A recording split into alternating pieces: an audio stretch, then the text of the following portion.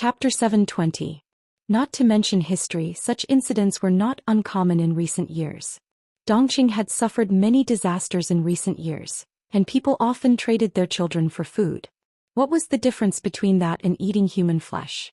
The 4 tribes of Nanman and the 3 tribes of the northern borderline had come to the Central Plains to rob and kill people. Eating human flesh was a common occurrence. Huang Song sighed worriedly and said, "It's not uncommon, but I don't want to see it if possible." A glint flashed across his eyes. Perhaps only a prosperous and peaceful world could completely put an end to this kind of tragedy. That's the way of the world. If it could be stopped, who would want it to happen? Jiang Pingji calmly looked in the direction of Zhemen Pass. Who knew how many lives it would take to break through the pass between the steep mountain gates? Qing Jing glanced at Jiang Pingji out of the corner of his eye. His evaluation of her improved. The wind was strong on the mountain and Feng Zhen was afraid of the cold. He tightened his cloak around his body and his lips, which had lost blood all year round, turned a little green. Zhemen Pass is easy to defend and hard to attack. If the people guarding the pass refuse to come out, we'll have to pay a heavy price if we force our way in. But we can't use the corpses as firewood to burn down Zhemen Pass, can we? Feng Zhen took a deep breath and coughed into his fist. But if we don't do that, we'll have to force our way in, and I don't know how much time we'll have to waste. Jiang Pingji looked around and observed the terrain. Her lips were thin, and when she pursed them she gave off an extremely stubborn feeling. She asked, "How long do you think it'll take for the alliance to break through Zhemen Pass?" Feng Zhu stood beside Huang Song, one hand on his forehead, and carefully looked in the direction of Zhemen Pass. The road before Zhemen Pass is narrow and steep. With the alliance's strength we can probably break through in a day or 2 if we force our way in.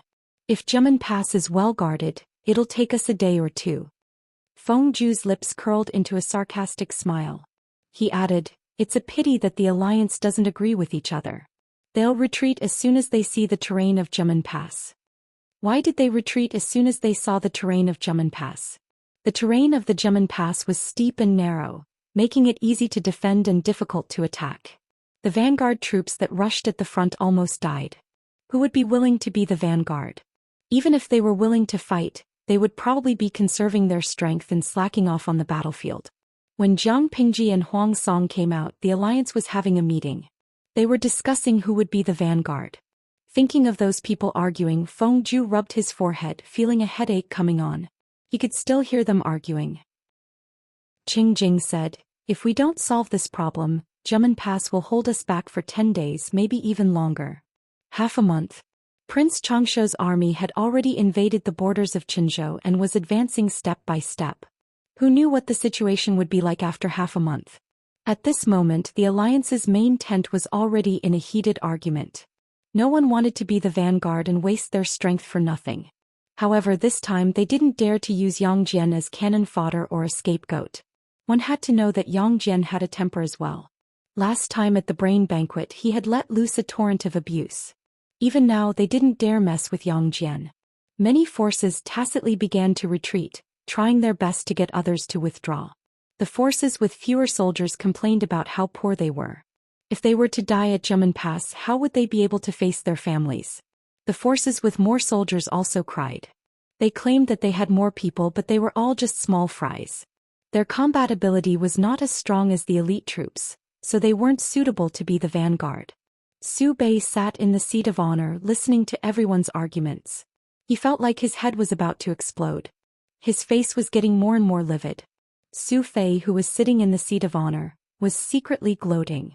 "Look, you're trying to steal the position of alliance leader from me? Now you're going to suffer." It wasn't easy to be the alliance leader, especially when the hearts of the people were scattered like sand. It was even harder to lead. After arguing for a day, no conclusion was reached. In the end they parted on bad terms. Jiang Pingji brought Feng Zhen and Yang Si back to the camp.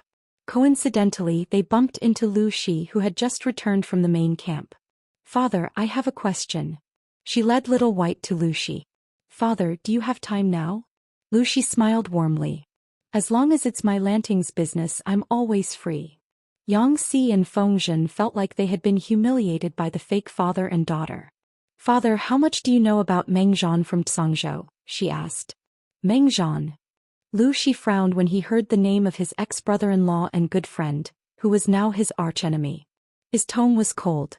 Meng Zhan and I used to be classmates, but we broke off our friendship because of your mother and aunt.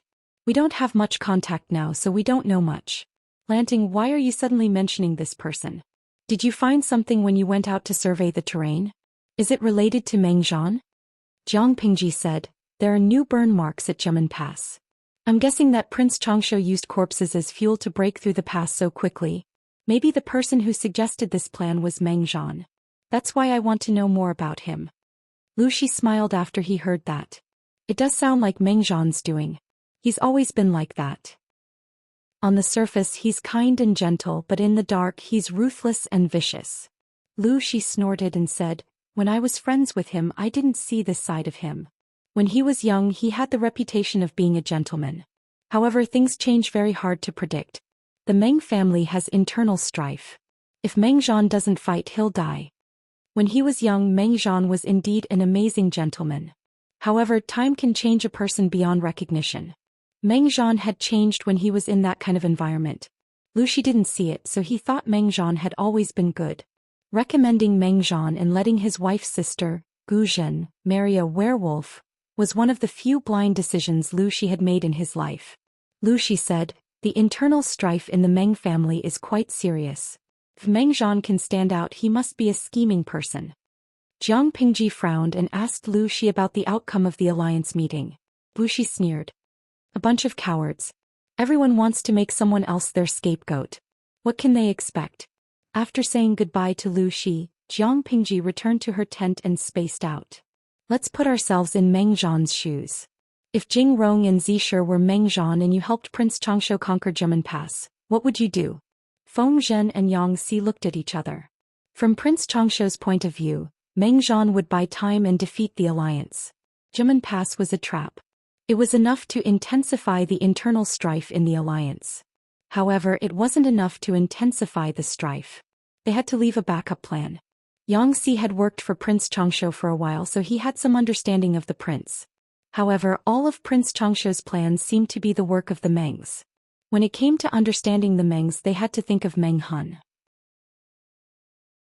Chapter 721. Pai Lord. Not long after, Meng Hun appeared in the tent wearing a full suit of armor. His forehead was still beaded with sweat. Stand up. No need for formalities, Jiang Pingji said to Meng Hun. I called you here because of the Mengs. You've worked for the Mengs for many years and know them well enough. I want to hear your opinion. Jiang Pingji got straight to the point and briefly explained what had happened at Zhemen Pass and her own speculation. Meng Hun was deep in thought. Based on his understanding of Meng Zhan, his plan couldn't be that simple. He was an experienced general after all. I can't say for sure. But Meng Zhan is a scheming man. He's good at building up his base step by step.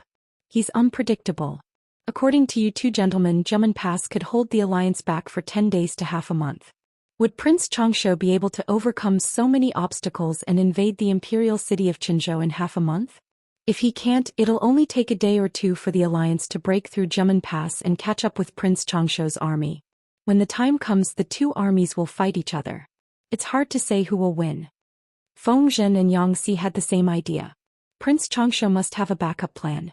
Jiang Pingji pointed at the table and said confidently, he's probably splitting up.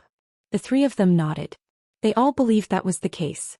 Using the main force to attract the alliance's attention and secretly sending some of the elites to attack the imperial city of Qinzhou.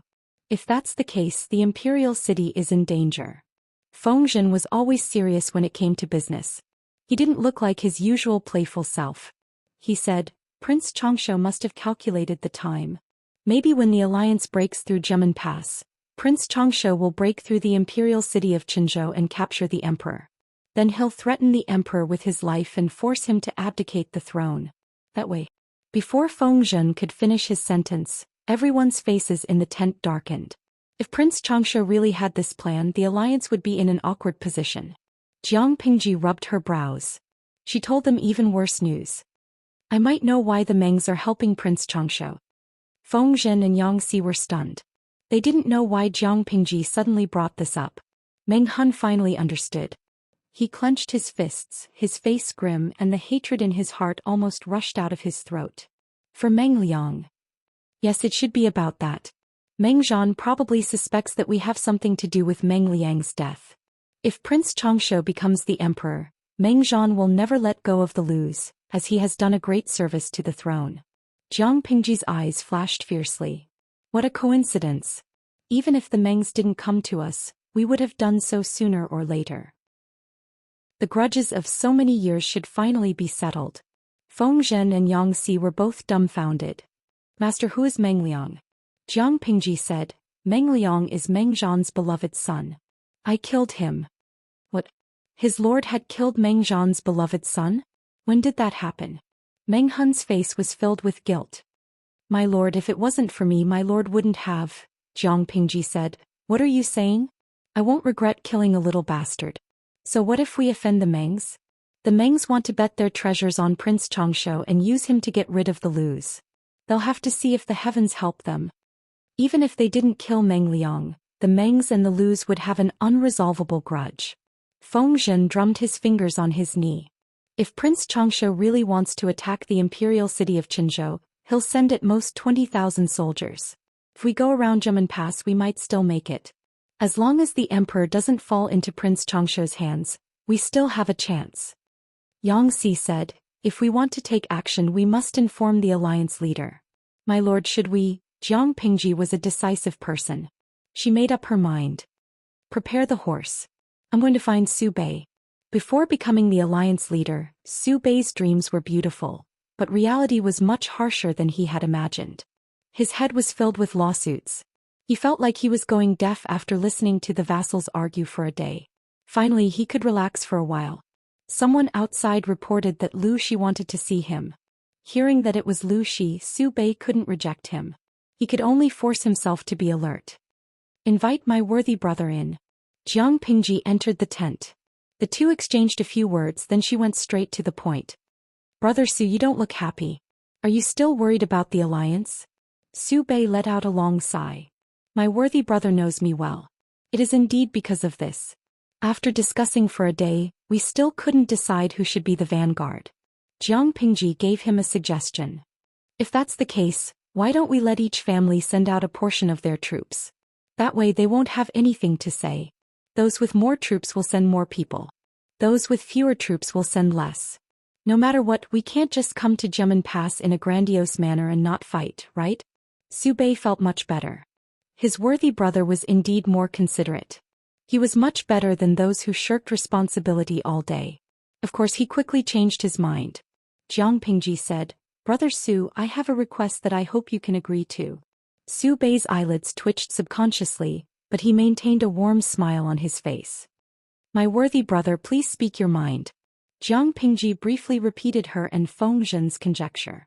She wanted to lead her 10,000 troops to attack Jimen Pass. Su Bei groaned inwardly. It was indeed difficult to be the leader of the alliance.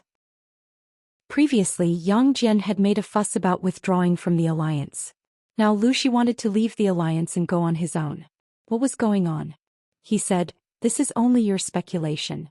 There is no concrete evidence to prove that Prince Xianxia split his troops to attack the imperial city of Qinzhou. If this is true, it will be a great achievement. But if it isn't, aren't you worried that someone will use this as an excuse to attack you? In my opinion, it's better to give this matter further thought. Why don't you wait a little longer and I'll send some scouts to investigate? Jiang Pingji was so righteous that she wished she could carve the word justice on her face. This matter is urgent and cannot be delayed. As long as it can ensure the safety of the imperial court, I'm willing to go through fire and water for it. Su Bei didn't show it on his face, but his heart was already conflicted. If you leave midway, how will I explain this to the other feudal lords? Jiang Pingji pursed her lips and stared straight at Su Bei. Su Bei looked back at her silently. The two of them were in a stalemate when a soldier came to report that Yang Jian was requesting an audience. Su Bei was surprised. Why would Yang Jian suddenly visit at this time? Could it be that he couldn't stand the quarrel during the day and wanted to stir up trouble again? Invite Chief Yang in. Yang Jian had arrived, but he wasn't alone. Behind him was a young scholar in a green bamboo robe, Yan Lin. Jiang Pingji frowned inwardly when she saw this. Chapter 722. As expected, when Yan Lin spoke on behalf of Yang Jian, Jiang Pingji knew what the two were up to. Su Bei was also surprised. He quietly listened to Yanlin's words and secretly glanced at Jiang Pingji. Did the two groups really not discuss this beforehand? He had every reason to suspect that Yang Jian and Jiang Pingji had teamed up to mess with him. I didn't expect County Chief Yang to have such thoughts. Su Bei adjusted his emotions so that he wouldn't lose his composure. Both of them wanted to leave the organization and wander around.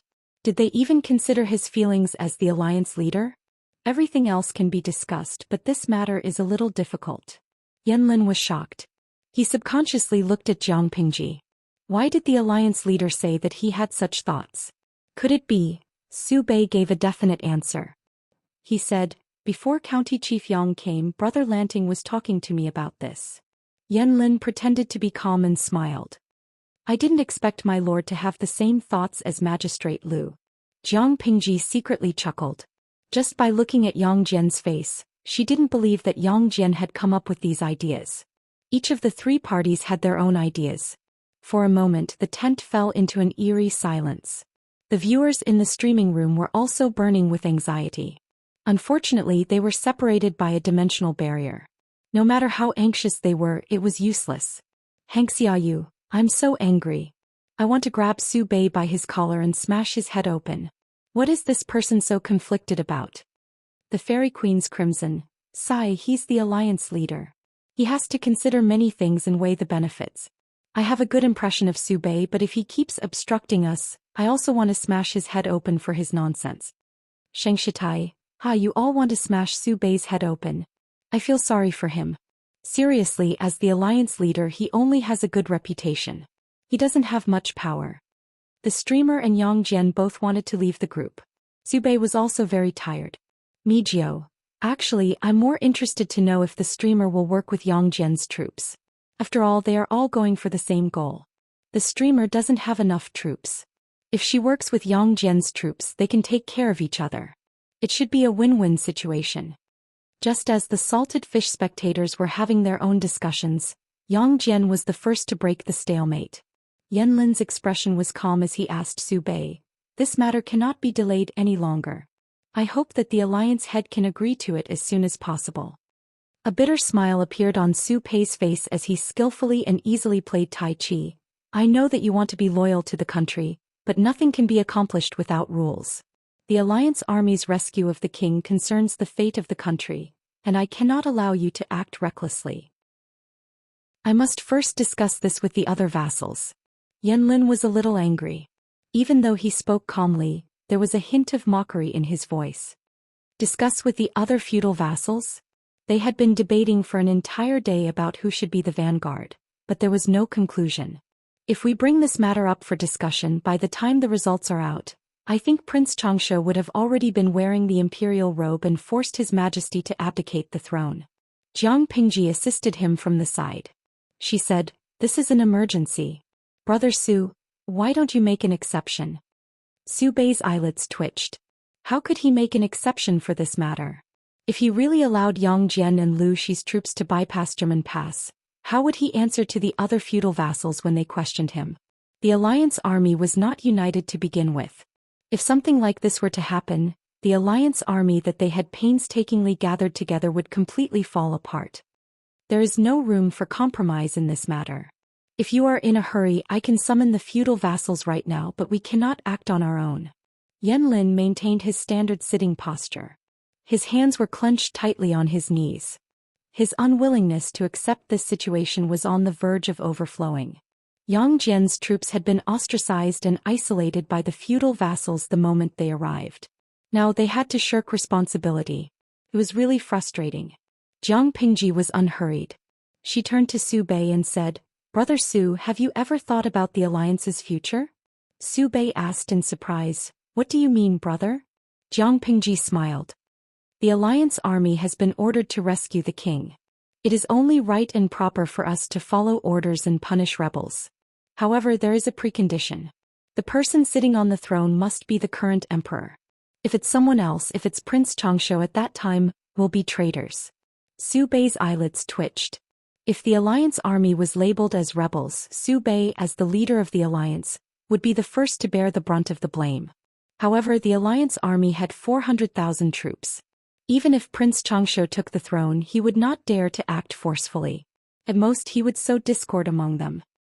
If we can save the royal family and nobles in Qinzhou and ensure the emperor's safety, it will all be due to Brother Su's meritorious command. Chief Yang and I will only take credit for running errands. Even if we can't save them, with Brother Su's family background and resources, you can easily escape. Su Bei agreed with this statement in his heart, but on the surface he acted as if he had been insulted. Brother, in your eyes, am I such a hypocritical and pretentious scoundrel? Jiang Pingji was not surprised by Su Bei's reaction. She said, of course I know Brother Su is not such a person, but I am worried. Seeing the feudal vassals at the alliance meeting wrangle all day and do nothing proper, I am afraid that they will tarnish Brother Su's good reputation. The people of the world will not investigate how greedy and cowardly these feudal vassals are. They will only think that the alliance leader is indecisive and incompetent. Brother Su, please reconsider. She was not good at other things, but she definitely knew how to grasp the weaknesses of others. Su Bei's weaknesses were reputation, prestige, and meritorious service. The right medicine would be effective quickly. Yanlin lowered his eyes and listened as if the things around him had nothing to do with him. However, he was very clear that Su Bei had been persuaded by Jiang Pingji. As expected, Su Bei's expression changed drastically. After struggling for a while, he said, Brother, you only have 10,000 men under your command. If you are not careful and encounter Prince Changshuo's elite troops, you will be in danger. This won't do. How can I put you in danger? Jiang Pingji smiled. It's fine. Don't we still have Chief Yang here? The two armies together have 25,000 men, which should be enough to deal with. Su Bei turned to Yang Jian and the others, using his eyes to ask for their opinion. Yanlin agreed. I will listen to the alliance leader's command. Su Bei slammed his hand on the table, feeling a surge of heroism. He finally relented and agreed to this matter. As for the other feudal vassals, he would think of a way to deal with them. After leaving the tent, Yanlin snorted coldly. District Magistrate Lu, you are so generous. Jiang Pingji smiled and asked in return, why do you say so, sir? We have sacrificed our lives and shed our blood at the front lines, but in the end we give all the benefits to Su Bei. Isn't that generous? Jiang Pingji shrugged her shoulders. If you don't sacrifice your children, you won't be able to catch the wolf. Meritorious service is an empty thing. Only the benefits that are in your hands are real. If they did not use meritorious service to bribe Su Bei, he would never let them go. Yanlin understood this logic, but he still felt a little disgusted. Since we are fated to work together, why don't we gather the strength of our two families and discuss this together? Chapter 723. Jiang Pingji teased him with a smile. You don't sound very willing. Yanlin didn't utter a word. He just stared at her for a long time with his jet-black eyes. He had been completely represented by an irrelevant person, and at the same time he had lost a part of the benefits that he could easily reap. No one would be happy about that. Jiang Pingji was aware of his resentment. A sly smile flashed across her bright eyes. She shamelessly joked with him shamelessly. I know you have resentment in your heart, but when it comes to haggling over it, you should thank me. If it weren't for me, Su Bei wouldn't have let them go so easily. He didn't have to do anything. All he had to do was stall for 3 to 5 days. Then it would be too late. Even though Chief Yang had caused a ruckus earlier, which made the other feudal lords wary of him, it wouldn't last long. Zhemen Pass hadn't been conquered for a long time, so someone had to be the scapegoat. Among all the feudal lords, is there anyone more suitable than your lord? It wasn't easy enough to leave this troublesome place. Yanlin's face darkened. He turned his head away from the annoying smile on the man's face. It was Jiang Pingji who had set them up, but in her mouth she made it sound like Yang Jian and Yanlin were grateful to her.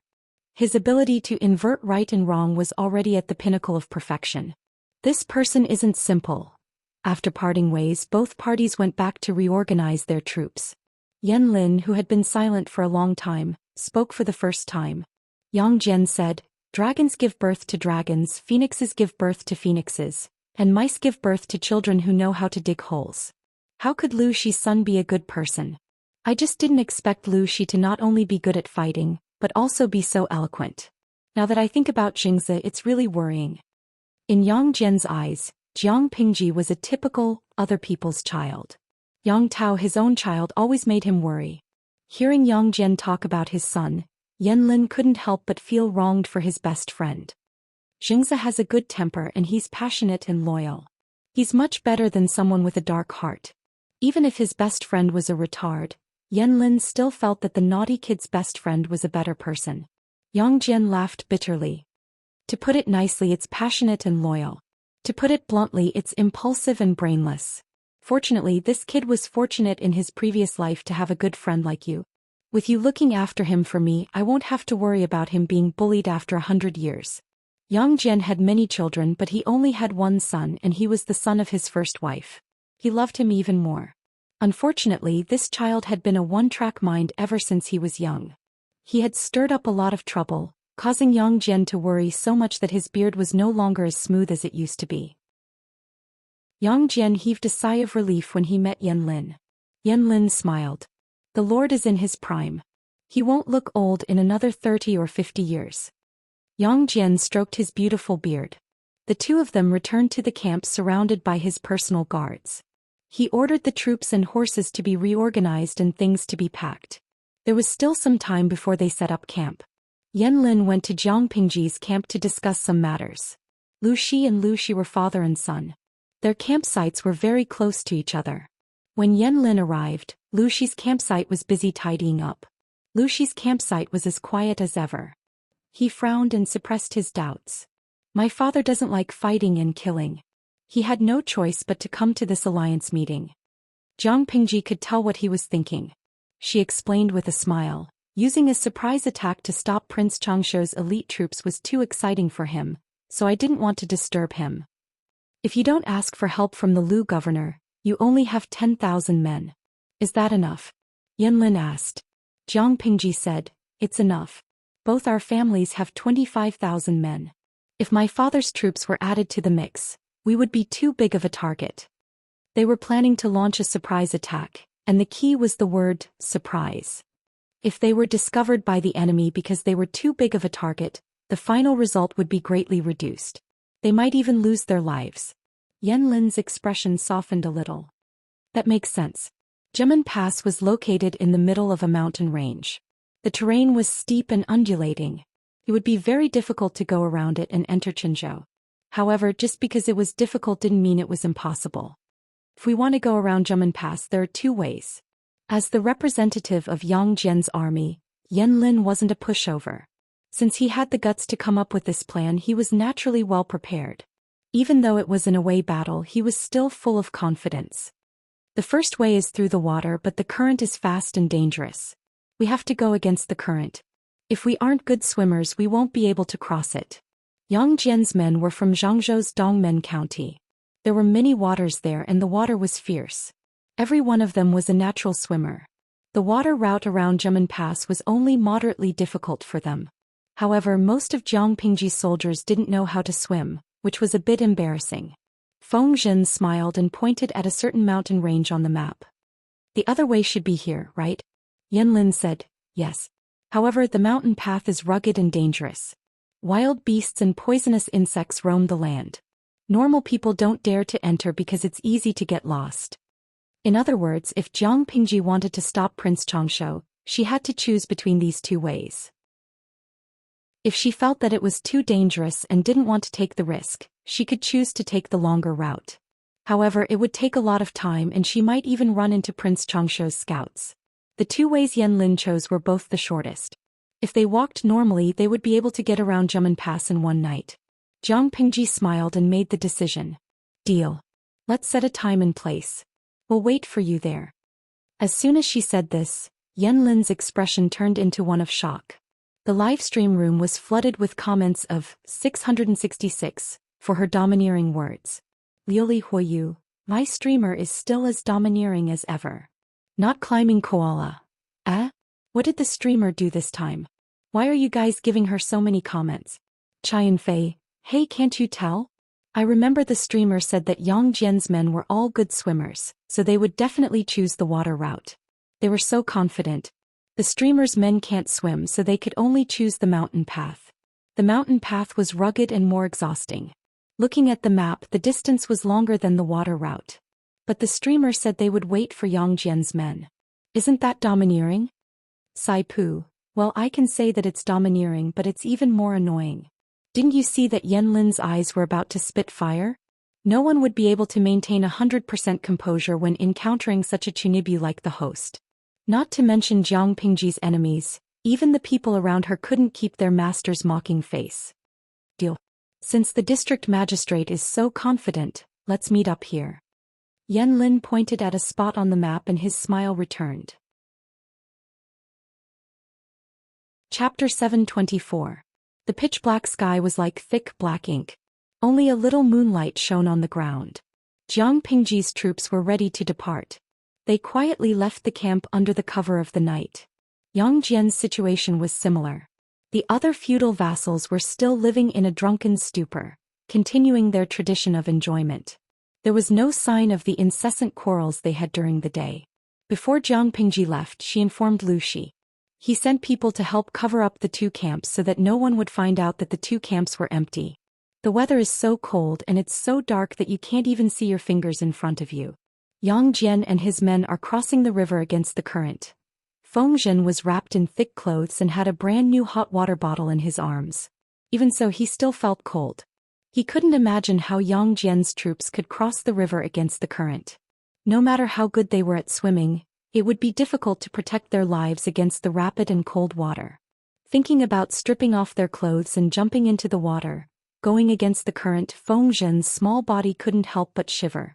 His lips turned even whiter. Jiang Pingji smiled. She said, "Who told you that they have to jump into the water?" Feng Zhen was surprised. But didn't Yang Jian and his men choose the waterway? If they cross the river by boat, they don't have enough boats. They don't have many soldiers, but they still have 15,000 men. How can they cross the river smoothly? Is it possible that Yang Jian has a trick up his sleeve?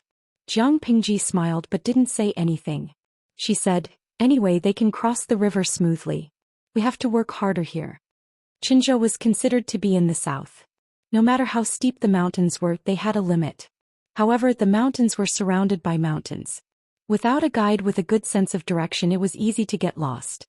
Fortunately, it's still the cold season. If it were spring or summer, the miasma in the mountains, wild beasts, snakes, insects, and rats would be enough to make our army suffer. To make it easier for the troops to march and lighten their load, Meng Hun took off half of his armor. He only covered his vital parts. It's cold now, so it's easier. If it were daytime, it would be even better. At least we wouldn't be unable to see the road. Marching at night was prone to trouble. Because of the lack of nutrition, many soldiers had night blindness and their vision was impaired. Even though Jiang Pingji had greatly improved the food in the military camp and distributed torches in groups of 50, marching was still very difficult. Jiang Pingji adjusted her strategy. She let the soldiers who were strong and had good eyesight and hearing to clear a path in front. The soldiers who had weaker eyesight and physical strength were in the middle and back. If the soldiers clearing the path got tired, another team would take their place to ensure that they advanced at a constant speed. If it were during the day, we wouldn't be able to hide our movements from the other vassal forces. Li Yun and Yan Yan were at the front of the troops. The silver spear that was supposed to be used to reap the lives of the enemies had now become a walking stick for him to test the road ahead. Surprisingly, he did not feel any heartache. As long as we hide it from Prince Changshuo's eyes and ears, I'm afraid they won't be able to guess that we actually dared to take an unorthodox path and bypass German Pass. The road was too rugged. Yang Si and Feng Zhen had already dismounted from their horses and were walking. Before long, they were panting and sweating profusely. Li Yun turned to Yang Si and said, "Are you tired, teacher? How about I carry you on my back?" Yang Si was still reserved. After all, Li Yun was the general leading the charge. He had to conserve his strength. The road was so rugged that he was already exhausted after walking for a while. If Li Yun carried him on his back, wouldn't he die of exhaustion? Therefore he chose to refuse. However, someone else was much more thick-skinned than him. Feng Zhen said, "Han Mei, you're being biased. I'm tired too. Why don't you carry me on your back?" Li Yun blinked innocently, then repeated obediently, "Are you tired, teacher? How about I carry you on my back?" Feng Zhen immediately nodded vigorously. Yes, yes, yes. Jiang Pingji hesitated for a while and said, "Check who is making a fuss." Fengzhen was surprised. What did she mean? Xianxia snorted and mocked. I said you're shameless. Looking at the two strategists who were about to start a fight, Li Yun could only watch anxiously from the side. Just carry him on your back. Do you want to give them time to quarrel? Jiang Pingji walked past Li Yun and raised her hand to pat his shoulder. Sigh, the combined age of the two of them is almost 60. Don't you find it embarrassing that you're still so noisy? Li Yun's strength was his sincerity. Jiang Pingji asked him to carry Li Yun on his back and he really did. Xianxia was speechless. Once again this group of people was poisonous. Although it was late at night, the cultivators in the streaming room were still full of energy. They watched the farce with a smile. Huazhuazhua, Ha Li Yun and Fengzhen, I'm in love with this sweet CP. Fei Xianglong, you fickle fairies. Just a while ago you were in love with Xianxia and Fengzhen. You've changed your mind so quickly. Chieshan Douyin, that won't do. Streamer, you'd better hurry up and introduce all kinds of girls. You have a bunch of men under you. Aren't you afraid that they'll fall in love with each other? For example, you can't let a rich son-in-law like brother Li Yun fall in love. Jiang Pingji looked at the screen full of bullet screens and was speechless. She planned to poison the viewers in the streaming room. Han Mei. What's the matter, my lord? Jiang Pingji asked. How are you and Wang? What? Whether it was the strategists or the 150,000 spectators, they all pricked up their ears. There was gossip. Li Yun's eyes darted around and his cheeks flushed red. Lady Wan is doing well. Why did my lord suddenly mention this? As soon as he said that, the bullet screens in the streaming room turned into jeering, oh oh oh. Lady Wan? Isn't that the leader of the women's department in the government office? Han Mei had taught her martial arts. Could it be that they hooked up at that time? There aren't many talented unmarried ladies in Wanzhou. While she's unclaimed, it's better to pluck her as soon as possible, lest someone covets her. Li Yun smiled bitterly. Sir, we're not even close yet. Fengzhen lay on Li Yun's back and raised his hand to pat his head. If there's no close yet, why don't you take a pen and write it down? Xianxia smiled and shook his head. That's rare. Maybe in a few months, Wanzhou will be able to hold a proper wedding. The ratio of married and unmarried people under Jiang Pingji was basically the same. Xianxia was considered old and unmarried, but he had very high standards. He would rather sleep with women than find a mistress for his backyard. Ever since Fengzhen beat his wife to death, he became a widower in peace. He was also in the red light district having fun day and night. Of course, nowadays he was either busy with government affairs or war. He didn't even have time to look for the fifth young lady, let alone a young lady. Jiang Pingji jeered. When the time comes, I'll give you a few more months of salary in advance. Han Mei, the gift money you receive will be the same as their salary. How could Li Yun be a match for the teasing of a few trusted people? In a short while he was so embarrassed that he didn't know how to walk. Listening to their teasing, Li Yun wanted to dig a hole in the ground. Chapter 725. The mountain road was rugged and difficult to navigate. It was easy to get lost. However, under Jiang Pingji's command, these problems were not a problem at all. The difficulties they encountered were much easier than expected. On the other side, Yang Jian's troops had also come prepared. They had experienced much more dangerous rapids. This was not a big challenge for a group of swimmers. Xiaoyang, can you still hold on? Yang Tao was breathing heavily.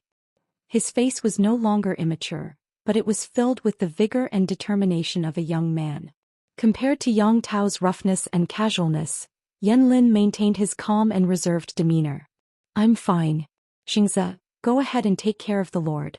His arrow wound has not healed yet, so he needs to be careful. Yan Lin did not approve of Yang Jian's participation in this surprise attack, but Yang Jian was worried about his retarded son and did not dare let him lead the troops alone.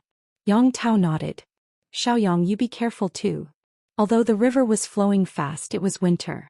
The current was lower than when the tide was high, so the slope on both sides was exposed. The slope was gentle, so it could be used to reduce the difficulty.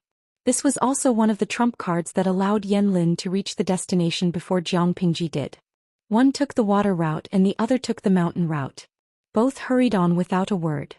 The Alliance's camp in front of Jimen Pass was still bustling with noise until a ray of white light dispelled the darkness in the sky.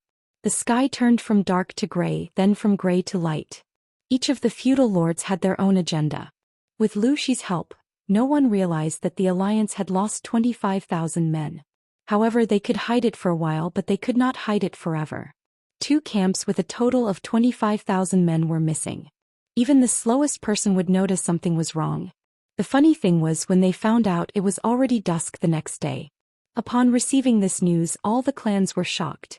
And Chui had secretly joined the Hu County chief Wuma Shang to get some benefits. When Chui heard the news, he saw Wuma Shang's sinister smile. This Lu Shi is just a coward who ran away from battle. Lu Zhongqing must be crying his eyes out to have such a son. Wuma Shang snorted. Although he had no conflict with Jiang Pingji, he still hated the Lu father and son. Chongzhou, Wanzhou, and Hu County were all in the hands of the Lu father and son. As a member of the royal family, how could he stand it? Did the world belong to the Wuma family or the Lu family? And Chui said in a low voice, Lu Shi is not that kind of cowardly person. He would never run away in the face of battle. There must be some secret that we don't know about since he left in the middle of the night. Alliance head Su Bei should know about it. The prefectural governor can go and ask about it. Wuma Shang snorted disdainfully. Although he said that he did not care about others, he was still very afraid of them. Okay, let's go. On the other side, Huang Song also received the news at the same time. He didn't have much of a relationship with Yang Jian, so it wasn't easy for him to make a judgment. However, he had a certain understanding of Jiang Pingji and knew her temperament. Even if there were rumors outside that the two of them had fled at the last moment, Huang Song did not think so. There must be an inside story for the two forces to leave overnight. Feng Ju and Qing Jing looked at each other. They knew what was going on.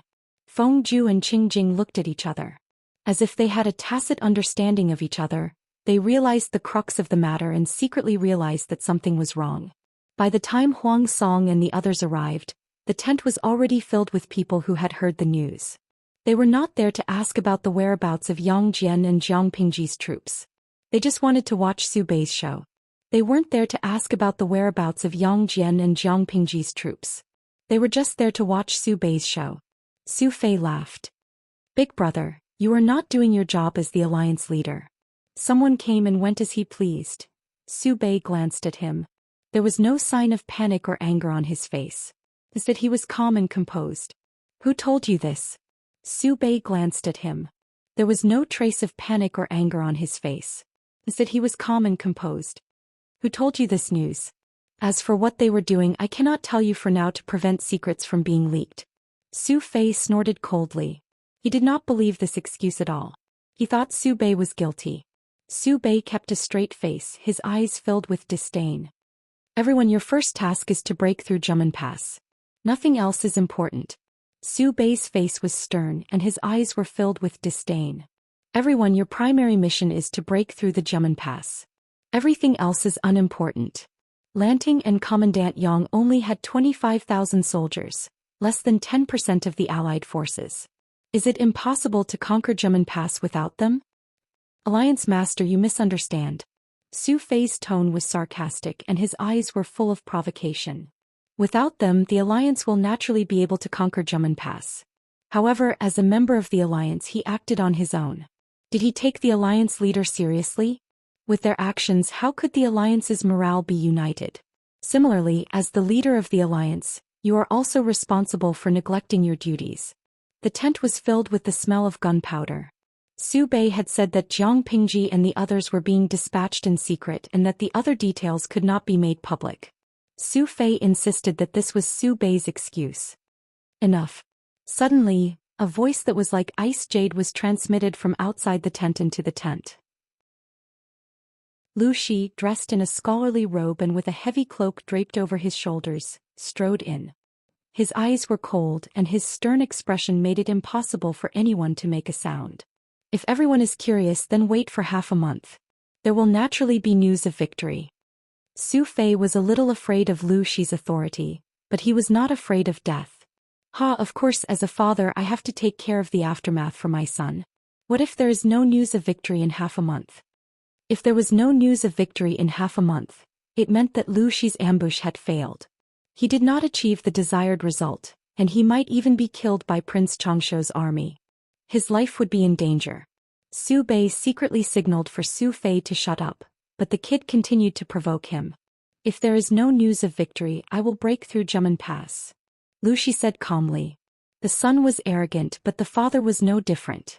Everyone was a little confused at first, but when they realized what was going on, they all glared at him. Lu Zhongqing, do you mean that we will not be able to break through Jumen Pass in half a month? Lu Shi's lips curled into a mocking smile. It's good that you know your limits. Su Fei slammed his palm on the table. He was so angry that his hands were shaking. Lu Shi didn't even pay attention to him. He flicked his sleeves and left. Until the end, Su Bei still did not reveal the whereabouts of Lu Shi and Yang Jian's troops. Who knew if there were spies from Prince Changshu among the alliance's troops? In short, Su Bei would not easily reveal anything that was related to the military's secrets. However, even if he didn't say anything, there would still be people who would be able to figure out the truth. What a bold move. Qing Jing lowered his eyes. But this person relies too much on crafty tactics. Feng Zhu was mentally prepared for this. After all, he and Jiang Pingji were old friends. Chapter 726. Qing Jing frowned slightly. His jade-like eyes glinted. Since Governor Lu is willing to back Lu Shi up, he must have safely bypassed Jumen Pass by now. Feng Zhu smiled. We think alike. They were right. After a night of running and climbing, Jiang Pingji finally led the army past Jumen Pass and into Qinzhou. The morning light was bright and blinding. Jiang Pingji rubbed her eyelids, which she hadn't slept all night, to get rid of the soreness in her eyes. Let's settle the soldiers down and rest for a while. Eat some rations to replenish our energy and spirit. Feng Zhen rubbed his shoulders. He had fallen asleep on Li Yun's back in the middle of the night, but he hadn't slept well. His eyes had turned green. My lord, why don't you compete with Yang Jian to see who will arrive first? Jiang Pingji glared at Feng Zhen impatiently. In the end, is this kind of personal conflict more important or is the soldiers more important? I was just saying that to piss them off. After a night of running, even with Jiang Pingji's coordination to ensure that they were on the right path and didn't take any detours, the soldiers were still exhausted. Jiang Pingji didn't want them to continue with this kind of exhaustion. She would rather spend more time resting. Thank you for your consideration, my lord. Feng Zhen smiled and cupped his hands. He had a sly smile on his face. Jiang Pingji didn't know what to say. The army rested and reorganized. Although they couldn't light a fire to cook, they had already prepared some dry rations before they left. They made a lot of rice balls that could be used as dry rations. The rice balls were also wrapped with a lot of finely sliced pickled vegetables. Together with the water in the water bag, it could barely be considered as a breakfast. The soldiers were fed like this, so Jiang Pingji didn't treat them any differently. It's still warm. I thought I would eat rice balls that were as cold as ice. The rice balls prepared by Li Yun were wrapped in several layers of cloth and stuffed into the inner layer of his armor. They were still warm when taken out. Eating the rice balls directly was dry and tasteless, so Jiang Pingji had someone add shredded pickled vegetables inside. Tasted a little salty in the mouth. It was good enough that the army could have such conditions in battle. No one complained, but the viewers in the streaming room felt sorry for them. Li Wushuang, my baby Yangxi is the most picky eater. Now that the conditions are tough, even the rice balls are so delicious. Fengxing Shuiqi, same. Looking at the live broadcast, I suddenly feel that the lobster feast in front of me is tasteless. Shenyuan Mingjing, the person above me is poisonous. Did he really feel sorry for her or did he deliberately poison her? Jiang Pingji deliberately did not look at the bullet screen in the streaming room. They didn't believe him, so they insisted on taking it down for Lu Shi to see. Then they were slapped in the face by the defending generals of Jumen Pass. The first battle lasted more than 2 hours and they lost more than 2,000 corpses. They had no choice but to retreat. Seeing this, everyone's faces turned as black as the bottom of a pot. Su Bei sat in the seat of honor listening to the dukes passing the buck. He felt like his brain was about to explode. After dealing with these people with great difficulty, Su Bei went to Lu Shi that very night. He wanted to secretly ask for advice on how to break through the pass. Lu Shi's answer left Su Bei speechless. He said, I had no choice. You asked me to govern a state and a county. I don't think I'm weaker than anyone else, but it's difficult to command a battle. Su Bei was so shocked that he couldn't close his mouth. If Lu Shi didn't have a brilliant plan to break through the pass, then why did he boast during the day? He didn't ask, but his face clearly said, "Are you kidding me?" Lu Shi was speechless. Lu Shi said sternly, "If I didn't say that, those people would have continued to attack the alliance leader and Lanting. How could I bear to watch that?" In short, he had to say something. Acting cool for a while but dealing with the aftermath was the crematorium. Su Bei was speechless. "If there's no news of victory in half a month, how will you deal with it, Governor Lu?" What he said was like spilled water. If he wasn't careful, he would be slapped in the face. If he was slapped in the face, how would he keep his dignity as a governor? Lu Shi secretly rolled his eyes and said, "In half a month the Alliance's 400,000 soldiers should be able to break through Jiamen Pass. I said that they're useless. Are they really willing to give up? Even if we take 10,000 steps back and say that we can't break through Jiamen Pass, I still have faith in my Lanting. There will definitely be news of victory in half a month. If we fail on both of these points, we'll think of another way. I'm not in a hurry." Su Bei was speechless. "You're not in a hurry, but he is." Chapter 727. 11 days passed in the blink of an eye. The alliance finally broke through Jiamen Pass. That night they celebrated with dancing and singing. Seeing this, Huang Song and a few of his trusted advisors sighed. Those idiots. It took them 11 days to break through Jiamen Pass. "I don't know what to celebrate." Huang Song was so angry that he pounded the table.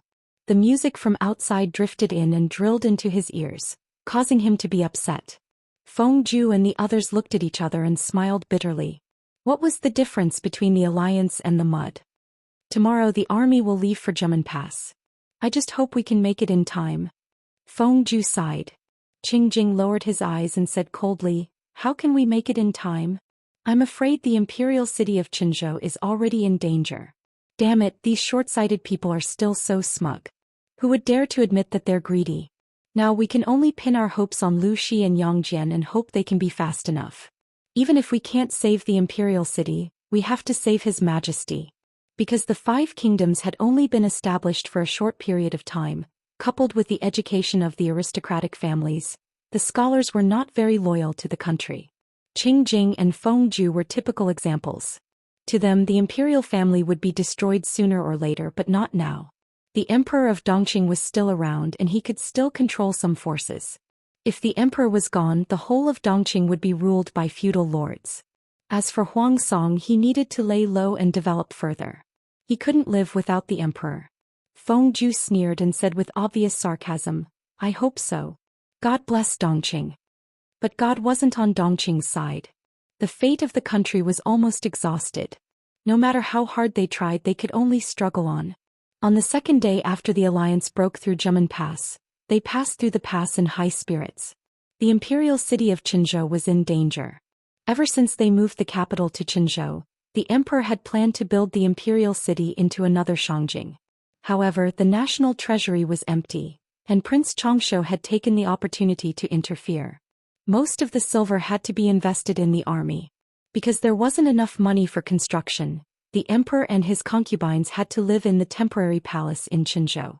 Although it was a temporary imperial residence, it was no less luxurious than the imperial palace in Shangjing. The emperor and his concubines could still live a befuddled and luxurious life. The emperor did not need to care about the war outside. He only cared about his own enjoyment. He embraced beauties, drank wine, and enjoyed himself. A luxurious life required the support of money, but how could he raise enough money for his extravagant spending? The emperor simply moved the secret practice of selling official positions and titles to the surface. Every official title was clearly marked at a price. The emperor's table manners were ugly and shameful to the aristocrats.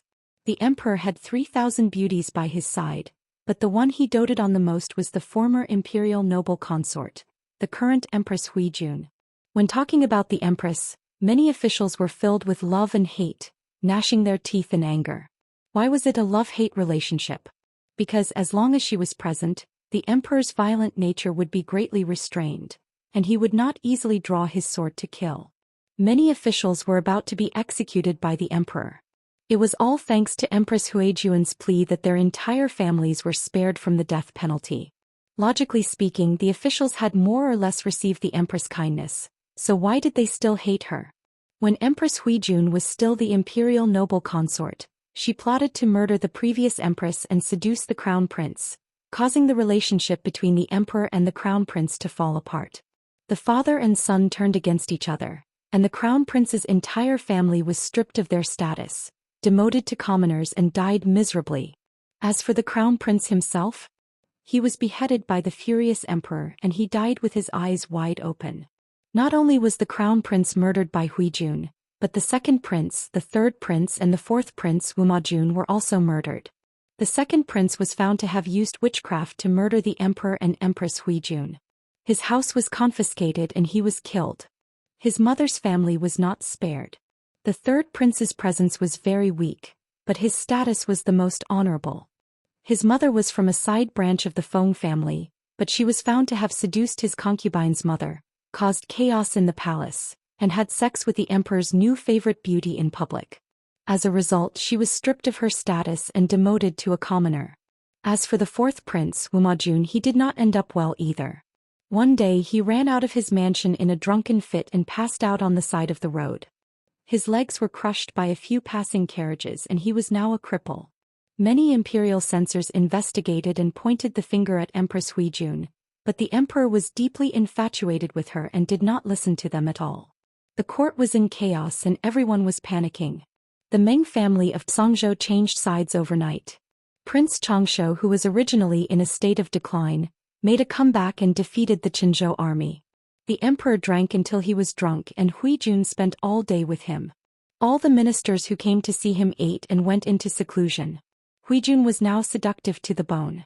She seemed angry and resentful and her eyes were full of charm. She said to the emperor, "Your Majesty, they are shouting outside again. Day after day, it's so annoying.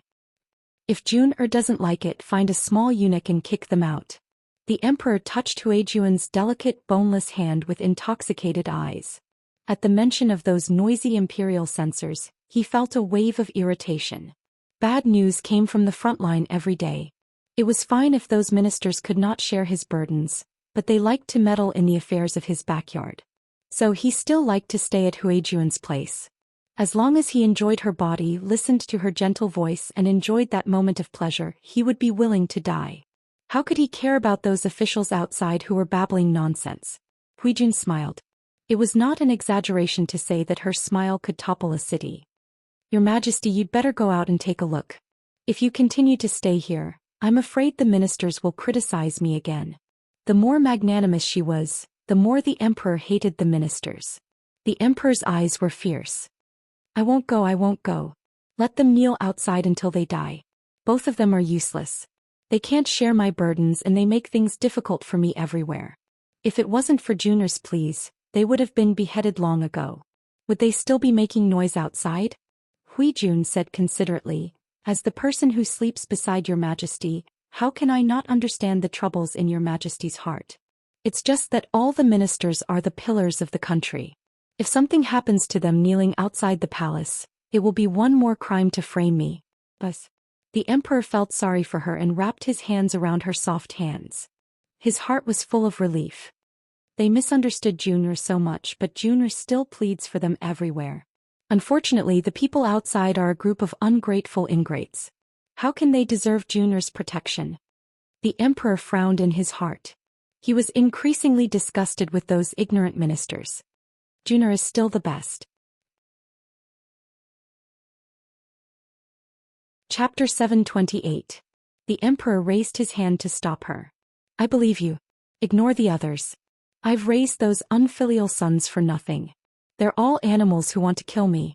Those vermin who tried to kill their father and usurp the throne deserve to die."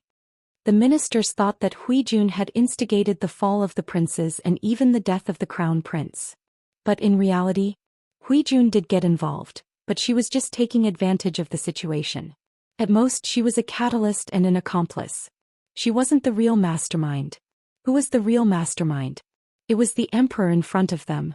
Jun-er's body is comparable to the elixirs of immortals. "It makes my body lighter and younger," the emperor said obsessively. "We're still so young. We can have 8 or 10 children in the future and teach them well. They'll definitely be better than those bastards. Why did the emperor want to kill his sons? First, the princes were young and strong. They coveted the throne, but the emperor was gradually weakening. He was just not satisfied. Second, under Huijuan's deliberate provocation and schemes, the princes already had the intention to rebel. The emperor didn't have to be lenient to kill them. For an emperor, which was more important, the throne and his own life? Needless to say, the throne and his life were more important. With the throne and his life, his body was getting younger and younger. As long as he had a woman, anyone could give him countless sons. Rather than saying that Huijun had plotted against the princes, it was more accurate to say that the emperor had made Huijun the scapegoat and used her to kill his sons. Your Majesty. Huijun nodded shyly, seeming to be angry but not angry. When the emperor saw this, he laughed from the bottom of his heart and easily picked up the beauty. The two of them rolled into a ball on the dragon couch. The interweaving breathing created an atmosphere that made one's face and ears red. Their clothes were in tatters and fragrant sweat continuously. Another day passed. An elite army of more than 20,000 soldiers descended from the sky and surrounded the imperial city of Qinzhou, which had been emptied of soldiers. War raged inside and outside the city. The common people ran in fear. Everyone was at a loss. The ministers and nobles packed up their belongings and prepared to escape with their wives and children. Inside the palace, the eunuchs walked hurriedly with panicked expressions. Some people took advantage of the chaos to steal and escape the imperial city. Inside the imperial harem, the concubines and beauties were panicking.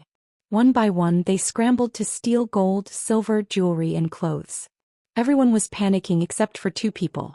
The emperor breathed heavily and raged at the officials and the messenger. He was so angry that his chest hurt and his face was slightly green.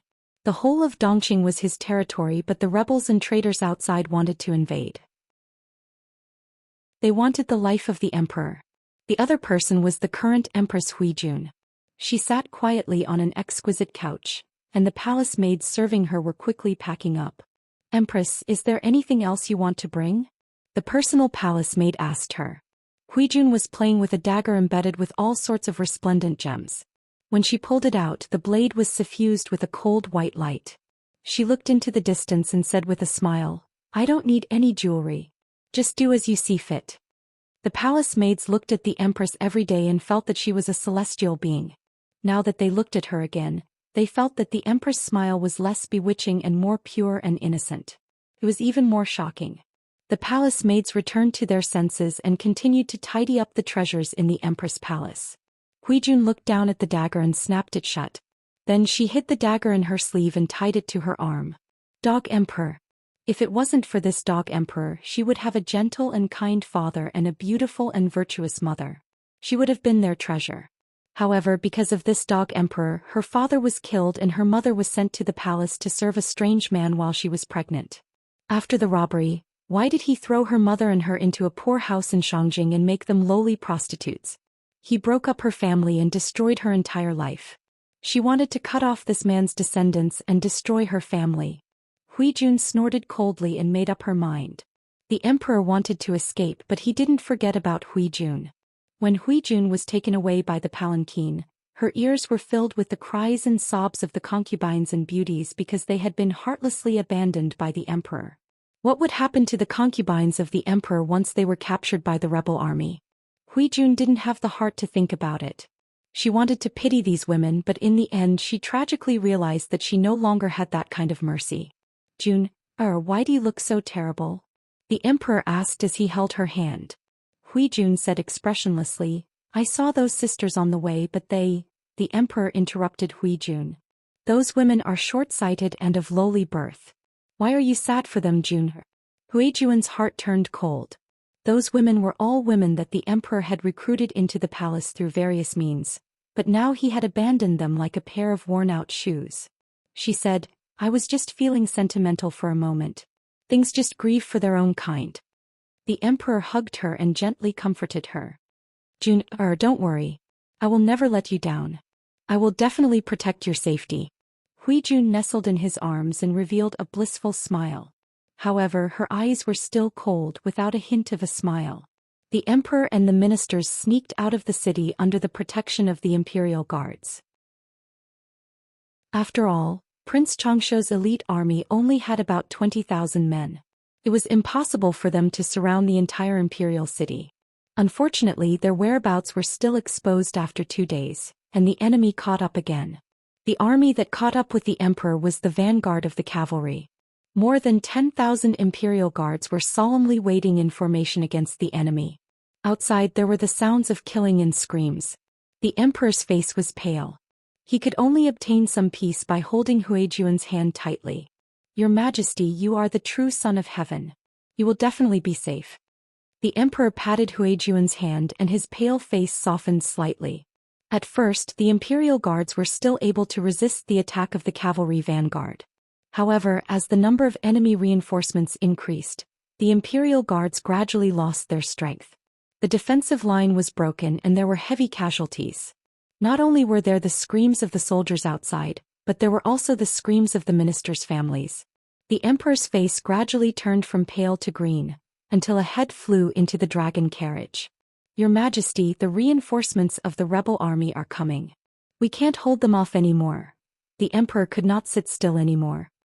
He asked the eunuch to prepare ordinary clothes for him, and planned to let the men of sacrifice protect him to break out of the encirclement. However, if that was the case, Empress Huijun would not be able to take him away. His eyes turned cold as if recalling something from the past. He asked someone to prepare white silk wine for Huijun. After hearing this, Huijun's face turned pale. She smiled sadly. "I am willing to wait for you on the bridge of helplessness. I'm sorry I still let you down. You are the Empress. You cannot be humiliated by the rebel army. Do you understand?" "I understand." There were faint tears in Huijuan's eyes as she leaned affectionately in the emperor's arms. "Your Majesty, before I die, I have no other wish. I only hope that your Majesty can hear the story of my past. If I can live completely in your heart, I can die without regrets." The emperor was anxious, but under Huijuan's reassurance he became more patient. "Speak." Huijun stroked the side of his face affectionately with her left hand, and the dagger in her right sleeve slipped into her palm. Puff. Chapter 729. Vile, vile woman. The emperor had just been regretting losing Huijun, but in the next second, this woman thrust a dagger into his heart. He used all his strength to try and break free. His eyeballs almost popped out of their sockets and he soon stopped breathing. Huijun sneered. Her blood-stained face broke into a carefree smile that had never been seen before. Her voice trembled as she went mad. "Dog Emperor, do you know how much I hate you?" As she spoke, she thrust the dagger in her right hand into his heart. She twisted the hilt and crushed his heart. Blood flowed from the wound and dyed her hand bright red. Her slender fingers were the color of red agate. "My hatred for you runs deep into my bones. You ruined my entire family and my life. Dog Emperor, you deserve this. You can die with everlasting regret. Open your eyes and watch. Your empire will follow you to hell. Don't forget who killed you in front of the king of hell." The emperor widened his eyes and breathed his last. Huijun pressed him to the ground and used all her strength to push the dagger into his heart. Then she cut to the side and pulled open the wound. "Your Majesty, open your eyes. Look, your blood is red and so is your heart. I thought your heart had long been dyed black and filled with sludge." Huijun put her right hand into his chest through the wound and said with a silly smile, "Your Majesty, open your eyes and take a look." Clang. The sound of something falling alarmed Huijun. She turned her head abruptly. Her beautiful eyes were no longer seductive. Instead, there was only ferocity left. She looked like a ferocious ghost that had crawled out of hell. The eunuch was looking at her in fear.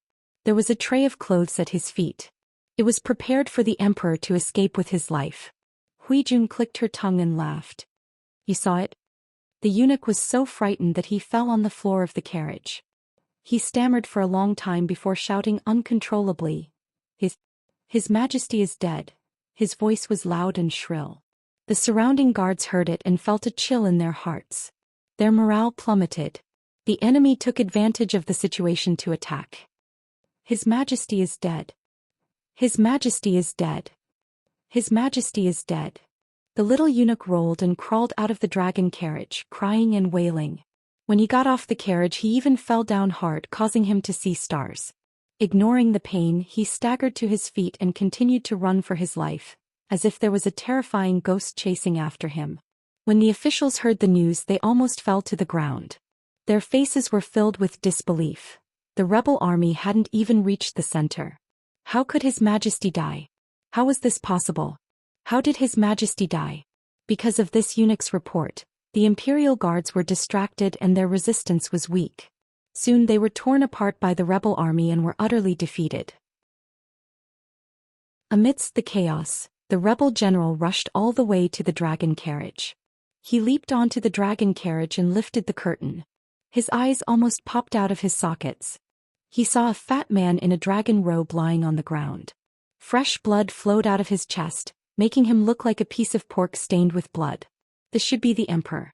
The general pondered and shifted his gaze to the peerless beauty beside the emperor. With just one glance, he felt that his heart had fallen into the other party's starry eyes, and he seemed to hear the sound of hundreds of flowers blooming in his ears. It was love at first sight. Admittedly, he had seen many peerless beauties, but in front of the woman in front of him, all the beauties in the world paled in comparison and became dull. I am the mother of the nation. General, you are being too presumptuous by looking at me so rudely. Hui Jun sat upright and secretly clenched the dagger in her sleeves. The blood on her skin had already been wiped clean by her. She had suffered too much humiliation in her life. She felt that it was dirty. Now that she was going to the underworld, she wanted to go clean and beautiful. The emptiness after getting her revenge made Hui Jun want to commit suicide. Living was too tiring. She was about to commit suicide when she didn't expect an unfamiliar rebel army general to barge in. This made Hui Jun's heart sink. However, thanks to the appearance of this rebel army general, Hui Jun regained her rationality and decisively gave up on the decision to quietly die. The previous Sakeo had died long ago. The Hui Jun who lived was only for her Langjun, because this life was given to her by her Langjun. Unless her Langjun gave her permission, she had no right to dispose of this life, let alone commit suicide. No matter how difficult it was, she had to live. Mother of the nation? So you are the Empress. What a coincidence. The young general's eyes turned. His words were disdainful, but he secretly felt that it was a pity. Such a beautiful woman should have been treated carefully by the most magnificent man in the world. How did she end up with a man with a fat head and a pig's brain? Hui Jun looked at the man calmly. She smiled sweetly and her eyes were full of charm. I am the mother of the nation. General, are you going to treat me like a normal concubine? The man thought that Hui Jun would panic and cry or lose her composure and beg for mercy, just like the beautiful concubine who had been captured in the imperial city of Qinzhou. However, he didn't expect Hui Jun to have such a reaction. She didn't look like a prisoner at all. Not only did she not, but she was also arrogant. He was clearly looking down on her, but she was arrogant as if she was looking down on all living things, including him. Even he couldn't help but want to kneel at her feet to show his submission. This thought only appeared for a moment before he forcefully suppressed it. He laughed arrogantly. You are the mother of the nation and my spoils of war. Naturally, you will be treated differently from normal concubines. Hui Jun's heart relaxed. She had already sheathed the dagger in her sleeve. In a moment of panic, Hui Jun felt something tighten around her waist. Her whole body crashed into the man's chest and touched the cold and smelly armor. Beauty, I know you have a dagger in your hand. You can also use it to hurt me. Whether or not you can hurt me depends on your ability. As he said this, he smiled and bit Hui Jun's earlobe. His warm and husky voice was full of seduction. Hui Jun was also experienced. How could she not know what this man was planning? She secretly gritted her teeth and resisted the urge to hurt him. Now self-preservation was the most important thing. She could bear with anything else. The man laughed and picked Hui Jun up and mounted the horse. The fighting outside continued. The rebel army's advantage was becoming more and more obvious. The rebel army and the imperial guards were fighting. Both sides were in a killing frenzy and didn't pay attention to the situation outside. The rebel army general felt very comfortable with such a beautiful woman. Just as he was about to pick up his weapon and continue killing, an inexplicable sense of danger shot from the soles of his feet to his brain. He couldn't describe the feeling. If he wanted to describe it specifically, it was as if there were eyes staring at him from all directions, making it impossible for him to escape. He raised his eyebrows and clamped down on the horse. Just as he was about to find the source of the danger, he saw chaos in a certain part of the battlefield. Huijun was leaning in the man's arms, accepting her fate. She calmly planned her next step. She knew that her face and body were the most irresistible attraction to men. If used well, she would be very safe. As she thought this, the man hugging her suddenly shouted and urged the horse to gallop in a certain direction. Huijun suddenly opened her eyes when she felt the jolt. Her bright eyes grew brighter and brighter and her heart ached.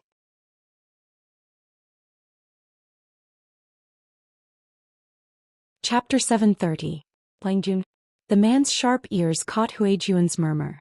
The anger in his heart was ignited, and his eagle-like eyes were filled with undisguised murderous intent.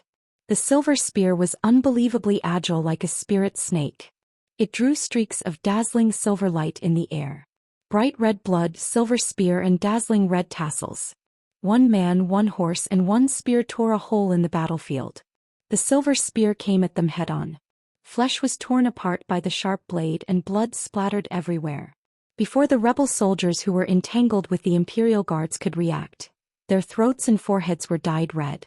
Their heavy bodies fell to the ground unconscious. It was like a wolf entering a flock of sheep. No matter how many sheep there were, they could not stop the momentum of the fierce wolf's slaughter. Huijun bit her lower lip nervously. Her hands involuntarily grabbed the man's armor. As the shadows of the spear flashed, the silver light was accompanied by blood. Even her emotions fluctuated violently. "Is that your lover?" The man hugging Huijun snorted coldly. He raised his weapon and charged toward the man. "It's a pity that he's an overconfident brat. I'm afraid he won't be able to rest in peace." Jiang Pingji, dressed in red and silver armor, charged into the enemy's formation. It was as if there was no one there. "Brat, eat my knife." Even with Huijun on his horse, the man was not affected. He slashed at Jiang Pingji's back with his heavy long knife. However, Jiang Pingji was not someone who could be ambushed so easily. She casually blocked the attack. The weapons collided with each other with a heavy sound that made one's teeth ache. "You're quite strong," she sneered. She swept her spear horizontally, clearing away the enemies who came up to her. Then she charged toward the general. Little White did not disappoint its excellent bloodline. It was highly trained in war and understood human nature. It cooperated well with Jiang Pingji. It used its hooves to crush the chests and heads of several enemy soldiers. Its ferocious appearance did not reflect its usual shyness. Jiang Pingji chuckled. "Huijun, I'm here to pick you up." To outsiders, the young general's handsome face was stained with blood, but it did not look ferocious. Instead, it gave people the impression that it was upright and clean. "Langjun," Huijun replied with a trembling voice, her bloodshot eyes filled with tears. Just as she was about to lean forward, the hand that was restraining her waist suddenly tightened, pulling her back to reality. Huijun had never imagined that this person would actually appear at this time and personally fulfill the promise he had made many years ago. "You don't have to be afraid. When the dust settles, I will protect you." So she came here now. Her originally dead heart was now filled with fresh blood, allowing her to hear the thumping of her heartbeat. Such a beautiful atmosphere. There would always be people who didn't know what was good for them to spoil it. For example, the audience in the live broadcast room, for example, the enemy general. "Chinga Manwu, Sister Huijun, we're all here to pick you up. Let's go home. Little angel, let's go home together. Almighty Ding Dang, you're so shameless. Carry my Miss Huijun and do a 100-meter sprint. Don't even think about coveting her." Yenrian, "Ha. You stinky square-faced man, let go of my big sister Huijun." Tianshui Xianla, "I have a curse to say right now. Pervert, where are your hands on Miss Huijun?" The audience in the live broadcast room had all sorts of crusades against the enemy general. The man took advantage of her, and the strength he used to hold Huijun's waist was almost enough to strangle her. Seeing this, Jiang Pingji directly attacked the man's face without saying a word. It seemed that she had no intention of caring about Huijun in his arms. The man laughed loudly and advanced instead of retreating. "You came at the right time." A young boy who hadn't even fully grown his pubic hair dared to snatch his woman? Clang. The sound of weapons colliding rang out. The ear-piercing high-pitched sound traveled into her eardrums. Hui Jun subconsciously shrank her head and closed her eyes. The man who was holding her was secretly shocked. He took a few steps back with his horse, and the horse under him even neighed in pain. How could Jiang Pingji give the other party time to react? Little White boldly rammed and bit the enemy's war horse. The silver spear in Jiang Pingji's hand turned into a shadow. She killed off the enemies that surrounded her, and she pressed forward step by step. The enemy did not dare to send out archers in consideration of their general's safety. Just as they hesitated for a moment, a cloud of dust rose from the distant horizon. Jiang Pingji rushed over on her horse. How late could her reinforcements be? The man who was holding Hui Jun gradually lost his strength. Sweat dripped down from under his helmet. After a round of fighting, one of his actions was greatly admired by Jiang Pingji and the audience in the streaming room. Both of them tacitly avoided Hui Jun. Jiang Pingji could forget about it. She had originally rushed over to save people. The man knew this, but he did not use Hui Jun as a shield. Instead, he did his best to protect her. This open and honest style won Jiang Pingji's favor. However, the audience was still determined to hate him. All men who fought with them for beautiful girls were heretics. The man was also surprised and depressed. His strength was already rare and tyrannical. After so many years, there were few who could match up to him. He did not expect to meet someone with even more brute force today. It turned out that he was a young general who had not fully matured. It was fine that he was born with divine strength, but he was also agile. The shadows of the spear were dense, like an impenetrable net. He, who had always been proud of his strength, did not dare to take it lightly. He could only barely resist. If it was not for the soldiers around him restraining the unfamiliar young general, the man felt that he would have lost even more miserably. He had to empty one hand to hold Hui Jun and the other to hold the weapon. It was already sore and limp from frequent collisions. The muscles on his arm had swollen to the point of showing signs of blood. Hui Jun also noticed the situation. She hurriedly and frantically said, "I'm sorry." At that moment, the man's attention was completely focused on Jiang Pingji. He could not spare any extra attention. Hui Jun pulled out a dagger from her sleeve and slashed the man's thigh. While he was panicking from the pain, she leaned over and pounced on Jiang Pingji. "Oh my, you're not afraid of death." Jiang Pingji carefully noticed Hui Jun's movements. She had long prepared to borrow him, but she still lectured him. The man who had been tricked by Hui Jun came back to his senses. A trace of unwillingness flashed across his face. However, he did not attack Hui Jun. Instead, he spat out a mouthful of bloody saliva and laughed wantonly. "You dare to snatch a woman from me? You have guts. Tell me your name. If I'm in a good mood, maybe I'll leave you with a whole corpse." Jiang Pingji protected Hui Jun in her arms. If she was allowed to stay on the horse, who knew if she would become a target for arrows? "Haha, aren't you afraid of cutting your tongue when you talk big?" Jiang Pingji dealt with the enemy troops with ease. At that moment, she had already tried to break out of the encirclement and regroup with the army. The rebels had no more scruples. Several cold arrows were aimed at her vital parts. Jiang Pingji lowered her voice and said to Hui Jun, "Hold me tight. Be careful." Chapter 731. Jiang Pingji gave Little White an order. Little White was as excited as if it was on drugs. It charged into the crowd with its hooves. Jiang Pingji cooperated and shot down the arrows that were sneaking up on her and Little White. Little White not only ran fast, but it also changed its speed midway. When its hooves kicked, it took away a life with each hoof. When the human and the horse worked together, they were like the god of death. The imperial guards nearby were helping to restrain the rebel army. They could not focus on her. Under such conditions, Jiang Pingji was even more skilled and at ease. The number of souls that died under her spear kept increasing. She and Hui Jun, who was in her arms, were almost covered in blood, but they were surprisingly unharmed. "Bring me my bow and arrows." The young general spat. His right hand, which was holding the weapon, almost lost all feeling. Watching Jiang Pingji's back gradually disappear, he knocked an arrow and drew his bow. He aimed at Jiang Pingji's back. The two-stone heavy bow was as light as a feather in his hands. The arrow left the bowstring and broke through the air. It was a dazzling arrow. At that moment, besides his arrow, there were dozens of other arrows. Jiang Pingji frowned secretly. She shot down the other arrows and hugged Hui Jun to avoid being hit in the vital areas. In the end, the arrow that should have pierced through her back brushed past her arm. Huijun witnessed the scene with her own eyes. She saw that Jiang Pingji's arm had an arrow wound. Her eyes widened and she clenched her fists. She developed a strong hatred for the general just now. She trembled and said, "Lang Jun, you're injured." Jiang Pingji said nonchalantly, "It's just a small wound. It'll heal in a day or two." It was not that she could not avoid the arrow, but Little White could not keep up with such extreme speed. He still had to worry about Huijun. In the end, she was injured, but it was only a small wound the length of a finger. If the arrowhead had been smeared with poison, it would have caused her some trouble. Unfortunately, the arrow was not poisonous, so she did not need to care. Little White quickly left the enemy's shooting range and quickly entered the area of their support. "Pai Lord." Li Yun and the others' horses were not as fast as Little White. Most of the troops still relied on their two legs to run. How could they catch up?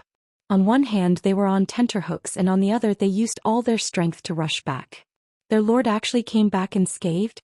With such a willful and reckless master, the life of the subordinates would be shortened by several years. "My heart is so tired, I really want to quit." "I'm fine." Jiang Pingji shook the blood off her spear and said calmly, "His Majesty's carriage and ministers are in front." When Meng Hun and the others heard this, they knew that the target was right in front of them. They led the army and charged forward like wolves and tigers. The Imperial Guards thought that they would definitely be defeated. How could they have known that reinforcements would come to their rescue? As if he had been injected with chicken blood, his spirit was roused, and his depressed aura climbed back to its peak. Everyone's morale was boosted and they launched a counterattack against the enemy. The balance of the battle tilted in their favor again. When the enemy general saw this, his face darkened. Just as he was about to raise his weapon to fight, a cold-faced young man came charging at him. Li Yun could tell how dangerous this man was and immediately picked him as his opponent to prevent him from killing ordinary soldiers. Another spear user. The general had just suffered a loss at the hands of Jiang Pingji, and immediately a strange young general jumped out. This made him furious. Hearing the man's words, Li Yun retorted indignantly, "What's wrong with a spear? Did he eat your rice?" He had learned these words from his master and they were the best at infuriating. In a battlefield it was a taboo to be distracted and angry. Verbal provocation was also a tactic. The man was so angry that he laughed. He planned to teach Li Yun a lesson. There was nothing wrong with being young and frivolous, but he had to know his place. In terms of battlefield experience, the man was naturally a level higher. However, he had already been tortured by Jiang Pingji, and his condition was not even 30% of his peak. How could he fight against Li Yun, who was known for his speed? Li Yun's horse was not bad, but his horse was far from his opponent's ferocious horse. The situation was in a stalemate. However, the outcome of the battle was not something the two of them could control. The Imperial Guards and reinforcements directly beat Prince Changshuo's army to the point of tears. The man glared angrily at the direction Li Yun and Jiang Pingji retreated to. With a feint, he deceived Li Yun and turned to leave. "Don't go." Li Yun was ashamed and angry. He had been tricked. When he regained his senses and was about to give chase, he was stopped by Meng Hun, who had rushed over. "Han Mei, don't chase a cornered enemy." Li Yun held back his anger. "Why not?" Meng Hun could only hurriedly say, "I know that person. You can't handle his sneak attack yet." If Li Yun dared to chase after him, he would definitely not have it easy. He might even be killed by the opponent. Li Yun did not believe it, but when he took a closer look at the man's retreating posture and his tense right arm, he was so scared that he broke out in a cold sweat. "You're letting them escape just like that?" Li Yun was exasperated. The military merit that was already in his mouth flew away just like that. Without a generous military merit, he naturally could not receive a generous reward. Without a reward, he could not fill his wallet.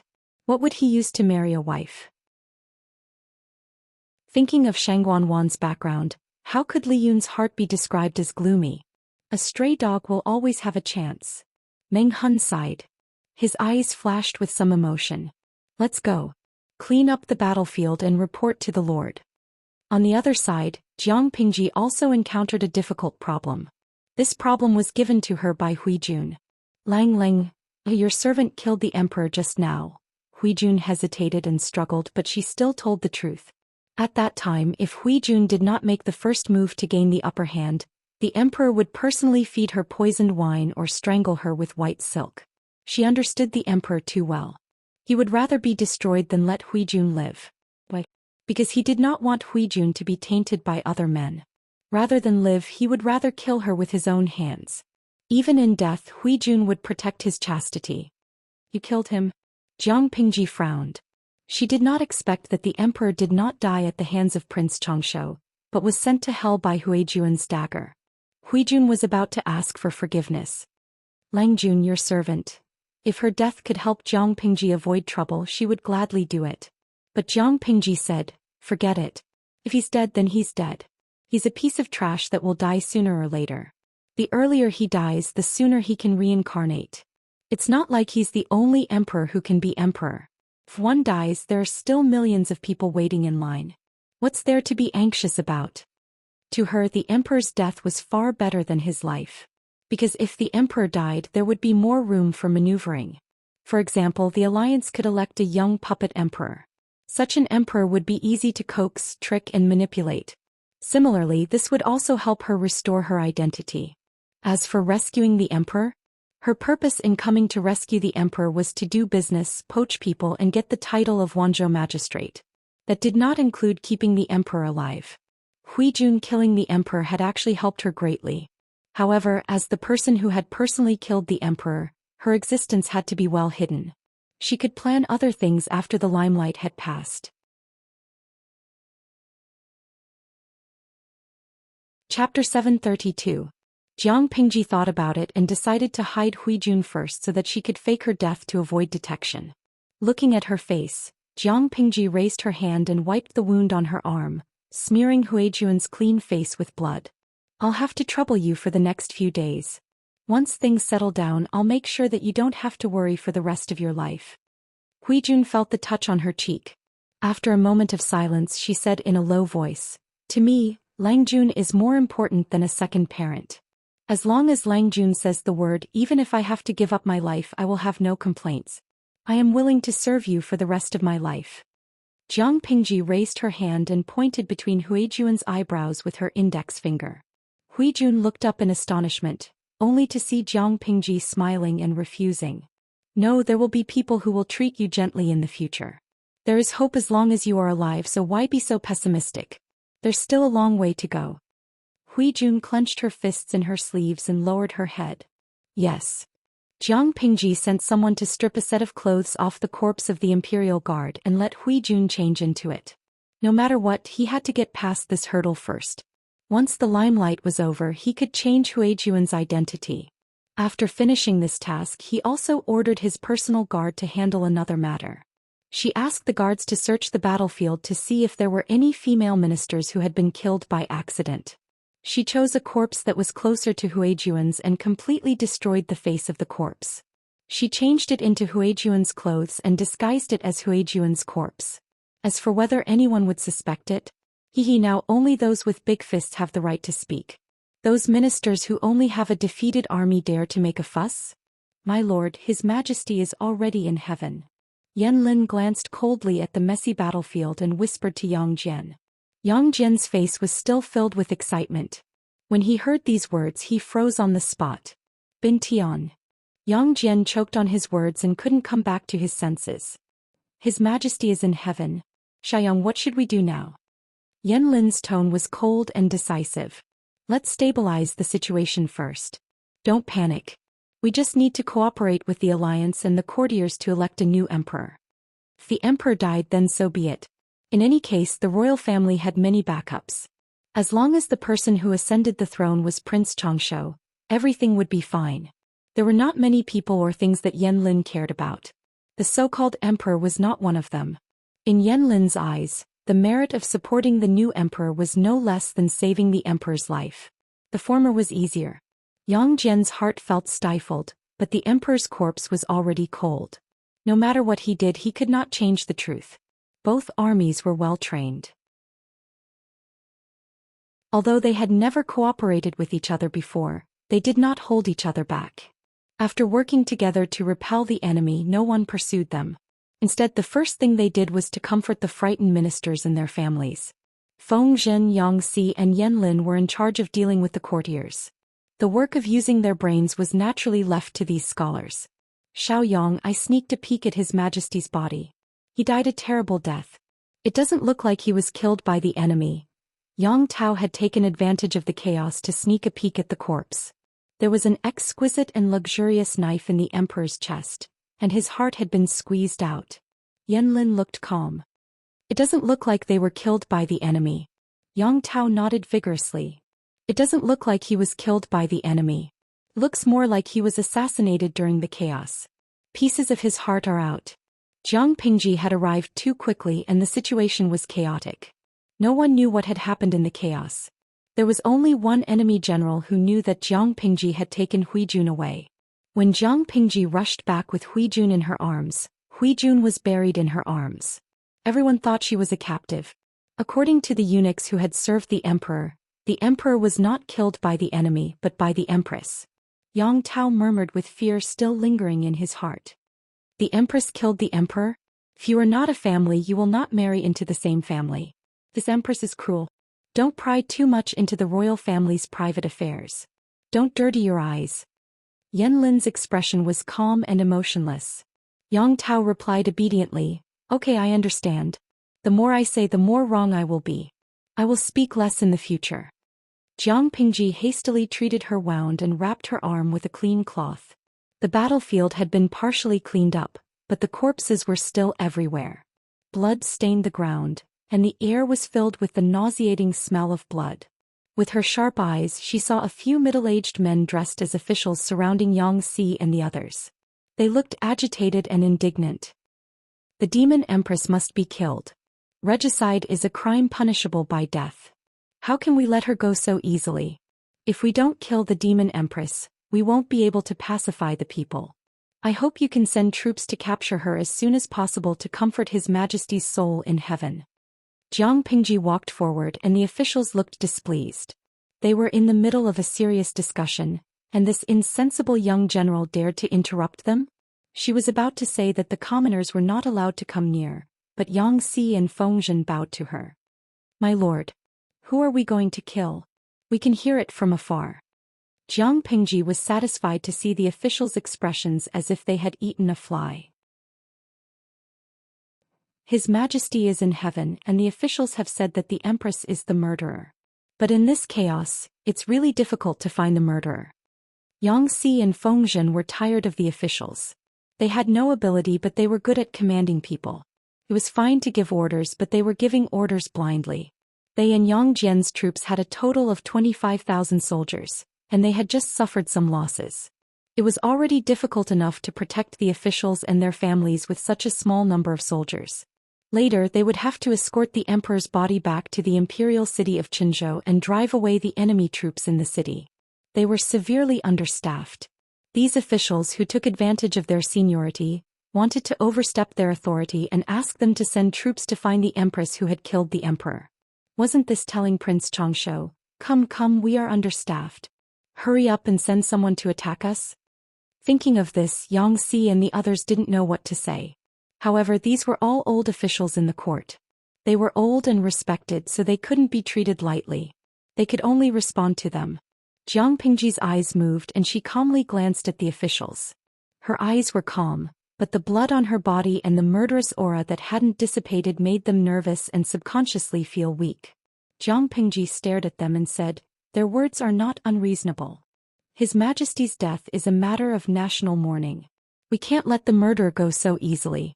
As for the Empress, there seems to be a body that fits the criteria, but the body was almost trampled by people and horses and it was beyond recognition. Only the clothes on the body can identify it. Why don't you go and identify it? The officials looked at each other.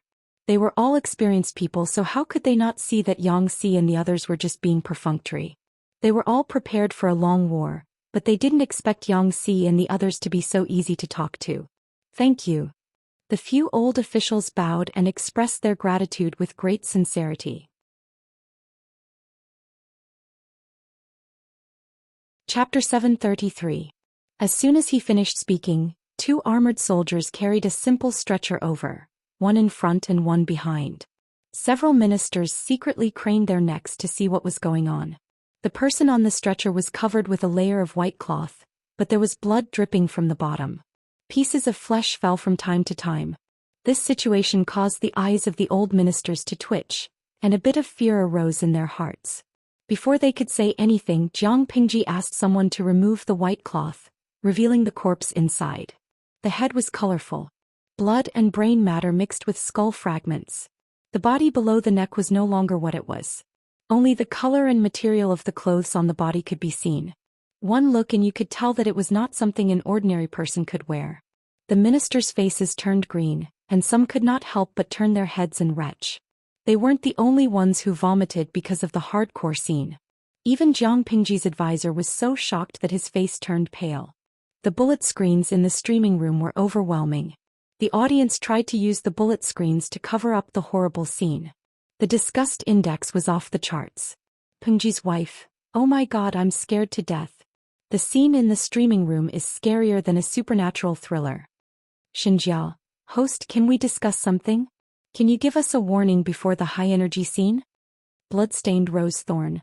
I forced myself to watch the scene of the streamer slaughtering her way in and out. In the end, I kneel before a corpse. To be honest, I'm so scared that my hair is about to stand up. I heard that Wuxia is censoring the violence. Wouldn't the streaming room be forced to censor such a violent scene that could give people a heart attack? To be honest, the Ring of Death is not that scary. Gui Kai Guo Fengxiu. The host streaming room has been running for so many years. It would have been censored a long time ago. And Chang Huan. As an emergency nurse, I've seen many car accident scenes. I thought I had a high tolerance level and that there was nothing in the world that could scare me to tears, until I entered this live stream. I hugged my chubby self with a heartache. The audience in the streaming room had a big reaction, but Jiang Pingji was still indifferent. She had seen all kinds of scenes. This bloody scene was a piece of cake for her. She asked the old ministers calmly, "Look carefully. Is this the devil Empress corpse?" A few of the old officials were as pale as snow. Some of them had to be supported to stand.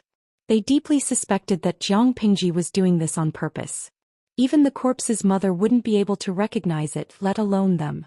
They didn't have any special abilities, so how could they identify the owner of a corpse that had been trampled into mud?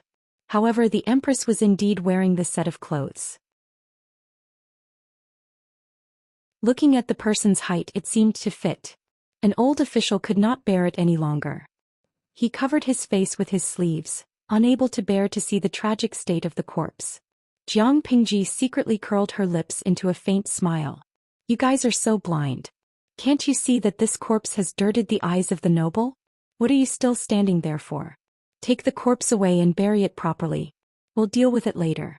In my opinion, the most important thing right now is to take back the imperial city of Qinzhou as soon as possible and save those who haven't retreated yet. As for this corpse, it won't grow wings and fly away." The old ministers agreed. That makes sense. In any case, the demon empress was already a corpse and couldn't be any more dead. There was still time to settle the score in the future. The enemy's attack was too sudden. The people in the city barely had time to react. The emperor could only take the ministers and their families with him. The other officials had no time to evacuate and were all abandoned in the city. The longer they were delayed, the more danger they would be in. Just as Jiang Pingji said, they should turn around and fight their way back to the imperial city as soon as possible to minimize their losses. The emperor couldn't be the only commander in the imperial court. He had to rely on a large number of ordinary officials to support him. More importantly, the ministers exchanged glances with one another, their expressions so solemn that water could drip out of them. The emperor had passed away so suddenly that he didn't have time to leave behind any edicts for his successor. As the old ministers that the emperor had relied on, they had to choose a successor as soon as possible to stabilize the court. They couldn't let the traitors get away with it. The emperor had 4 sons.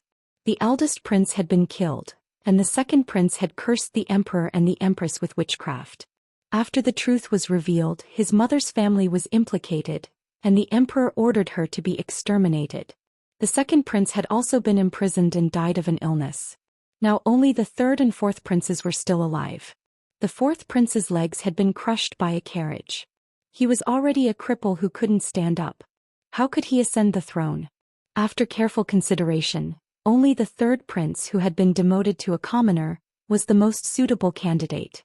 But now that the war was in chaos, if they didn't go back to rescue him, the third prince might have already been killed. If that was the case, who would inherit the throne?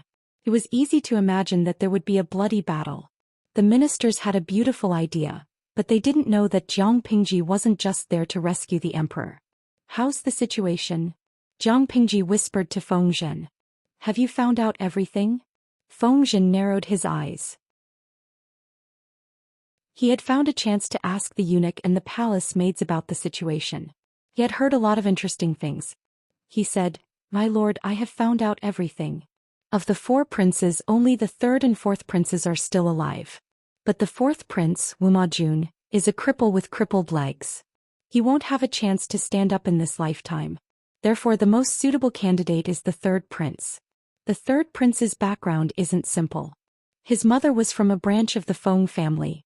If he ascends to the throne, I'm afraid it will be troublesome." Jiang Pingji sneered. To put it nicely, they are a branch of the Feng family. To put it bluntly, they are unrelated blood relatives. So what if the 3rd prince ascends to the throne? Will the Feng family use all their power to help him? Ah, naive. It's more realistic to dream. She wasn't the only one who saw it clearly. The Feng family saw it even more clearly. Dongqing was rotten to the bone. There was no way to save it. Even if the 3rd prince ascended to the throne, would the feudal lords, who had a lot of troops, surrender obediently? Just one question. Why would the feudal lords hand over their lives? Because they had been living off Dongqing's salary for a few years? How shameless. Jiang Pingji continued, the Feng family is full of shrewd people. They won't take the risk.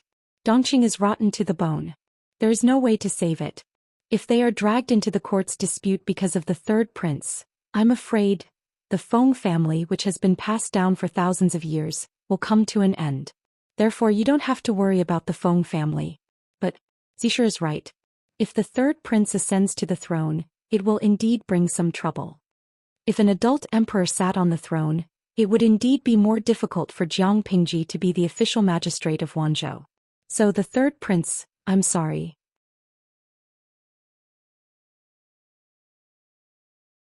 Chapter 734. Cut the weeds by the roots? Jiang Pingji tilted her head and looked at him. She squinted her eyes lazily and opened her mouth. Do you even need to ask? If you don't cut the weeds by the roots, they will grow again in spring. I won't do something like nurturing a tiger and inviting calamity. Do it cleanly and cleanly. Feng Zhen was about to leave when Jiang Pingji suddenly remembered something and called out to him. Right, kill the 4th prince as well. Feng Zhen was surprised. The 4th prince was already a cripple with both legs. It was impossible for him to ascend to the throne. Despite his doubts, Feng Zhen didn't question her. The subordinates could only follow the orders given by their lord and run the errands. 1 death was death. 2 deaths were also death. The 3rd prince and the 4th prince died together, which could be considered as fulfilling their brotherhood in this lifetime.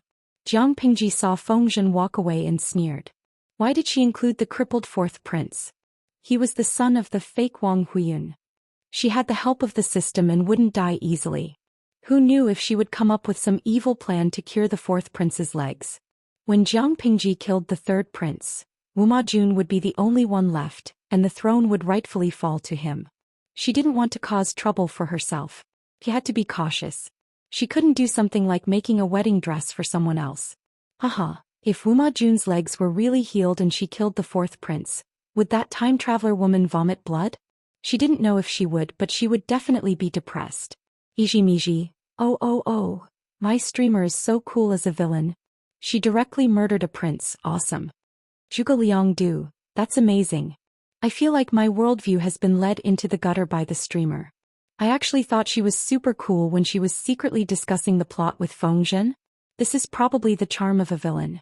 Feels so good to beat up a little kid. I live next door. I surnamed Wang. How does the streamer look like a villain? Villains don't have a good ending. Our streamer is the main female lead. Lao Wang is not as good as Lao Song Chong. How is she the main female lead? She's obviously the main male lead. She's so handsome that I can't close my legs. Zhen has a sword. What? Pingji, your majesty? All the other women have been taken away. When are you coming to marry Bao Bao? Xianxia, say no more. Draw your sword, love rival. Prince Changshuo's army was stopped midway and suffered heavy losses. They had no choice but to retreat to the imperial city of Qinzhou.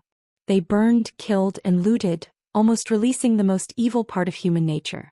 Smoke and fire filled the air, and the sound of crying filled the air. The once rich and luxurious capital was now filled with smoke and fire. It was a complete mess. Due to the military order, the enemy did not dare to make a move on the people of the rich and powerful families. At most, they would rob them of their money and maids. They did not dare to touch the proper madams and noble ladies, and the ministers and high-ranking officials also avoided them as much as possible. They were worried about these officials because Prince Changshuo still needed them to fill the ranks of the new imperial court. However, the soldiers would not care about the common people and the concubines and beauties abandoned by the emperor. The entire imperial city was in chaos. General, they had fought back. Should we go out of the city to face the enemy? The enemy general lowered his eyes and said decisively, "No, there are only 6,000 brothers left. Continuing to fight is futile." The deputy who reported the news had a sorrowful look on his face. "General, are we just going to endure it?" The general sneered. "Endure? Revenge is a dish best served cold. There will always be an opportunity. Retreating is just to find a better opportunity." A lack of forbearance in small matters would spoil great plans.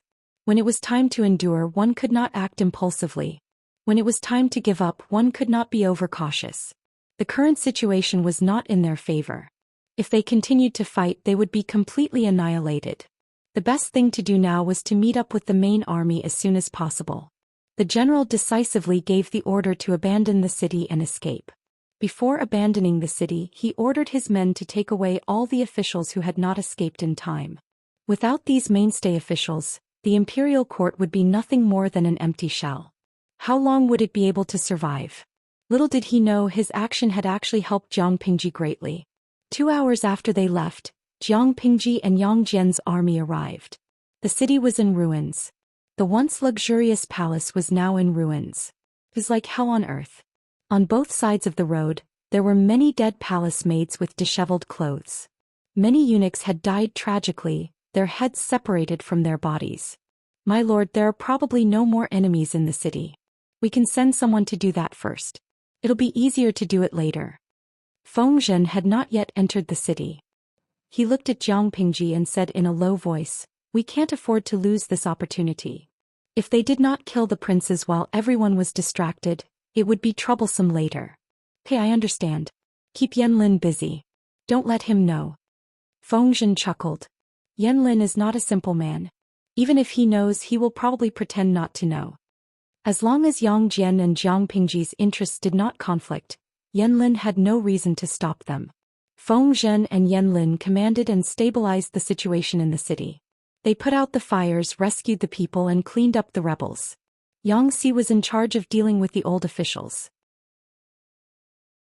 He led his men to catch up with the main army and buy time. Their lord was an extremely daring person, and the counselor who followed her to fool around was naturally not as timid as a mouse. It was just killing 2 princes. So be it. Yang Si rode on the horse with a smile on his face. He did not have the slightest sense of urgency from the war. In the imperial city of Qinzhou, the 3rd prince was convicted of seducing his stepmother and causing chaos in the palace. He was expelled from the royal family by the emperor. However, his mother was from a side branch of the Feng family. Even though she was now a commoner, his life was not affected. When the imperial city was breached, he was still playing with the birds in the garden. It was not until the housekeeper came to report that he realized the situation outside had changed. He wanted to escape, but the city gate was occupied by the enemy. He could only change into commoner clothes and hide in the haystack of the stable.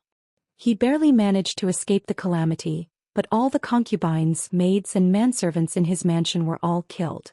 It was not that he did not hate them, but he was afraid of death. Even if his beloved concubine was being bullied not far away, he could not muster up the courage to fight to the death. It was not until the enemy had retreated and his mansion was in shambles that he carefully crawled out. The situation in the imperial city of Qinzhou changed quickly. In the blink of an eye, news came in. The Alliance had sent reinforcements. The evil Empress was dead. The rebels had been defeated. The Emperor had passed away. The third prince's heart beat like a drum when he heard the last piece of news. His 2 older brothers were dead. His 4th brother Wumajun had no chance. He was the only one left. As for the matter of him and his stepmother causing chaos in the palace, he only needed to push the blame to the evil Empress and he would be able to clear his name. The third prince's limbs were filled with strength when he thought about this. Only when a group of armored elites entered the third prince's residence did he feel completely at ease.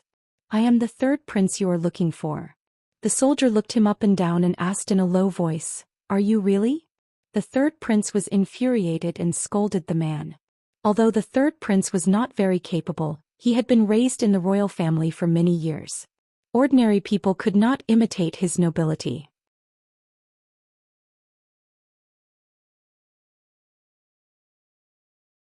Chapter 735.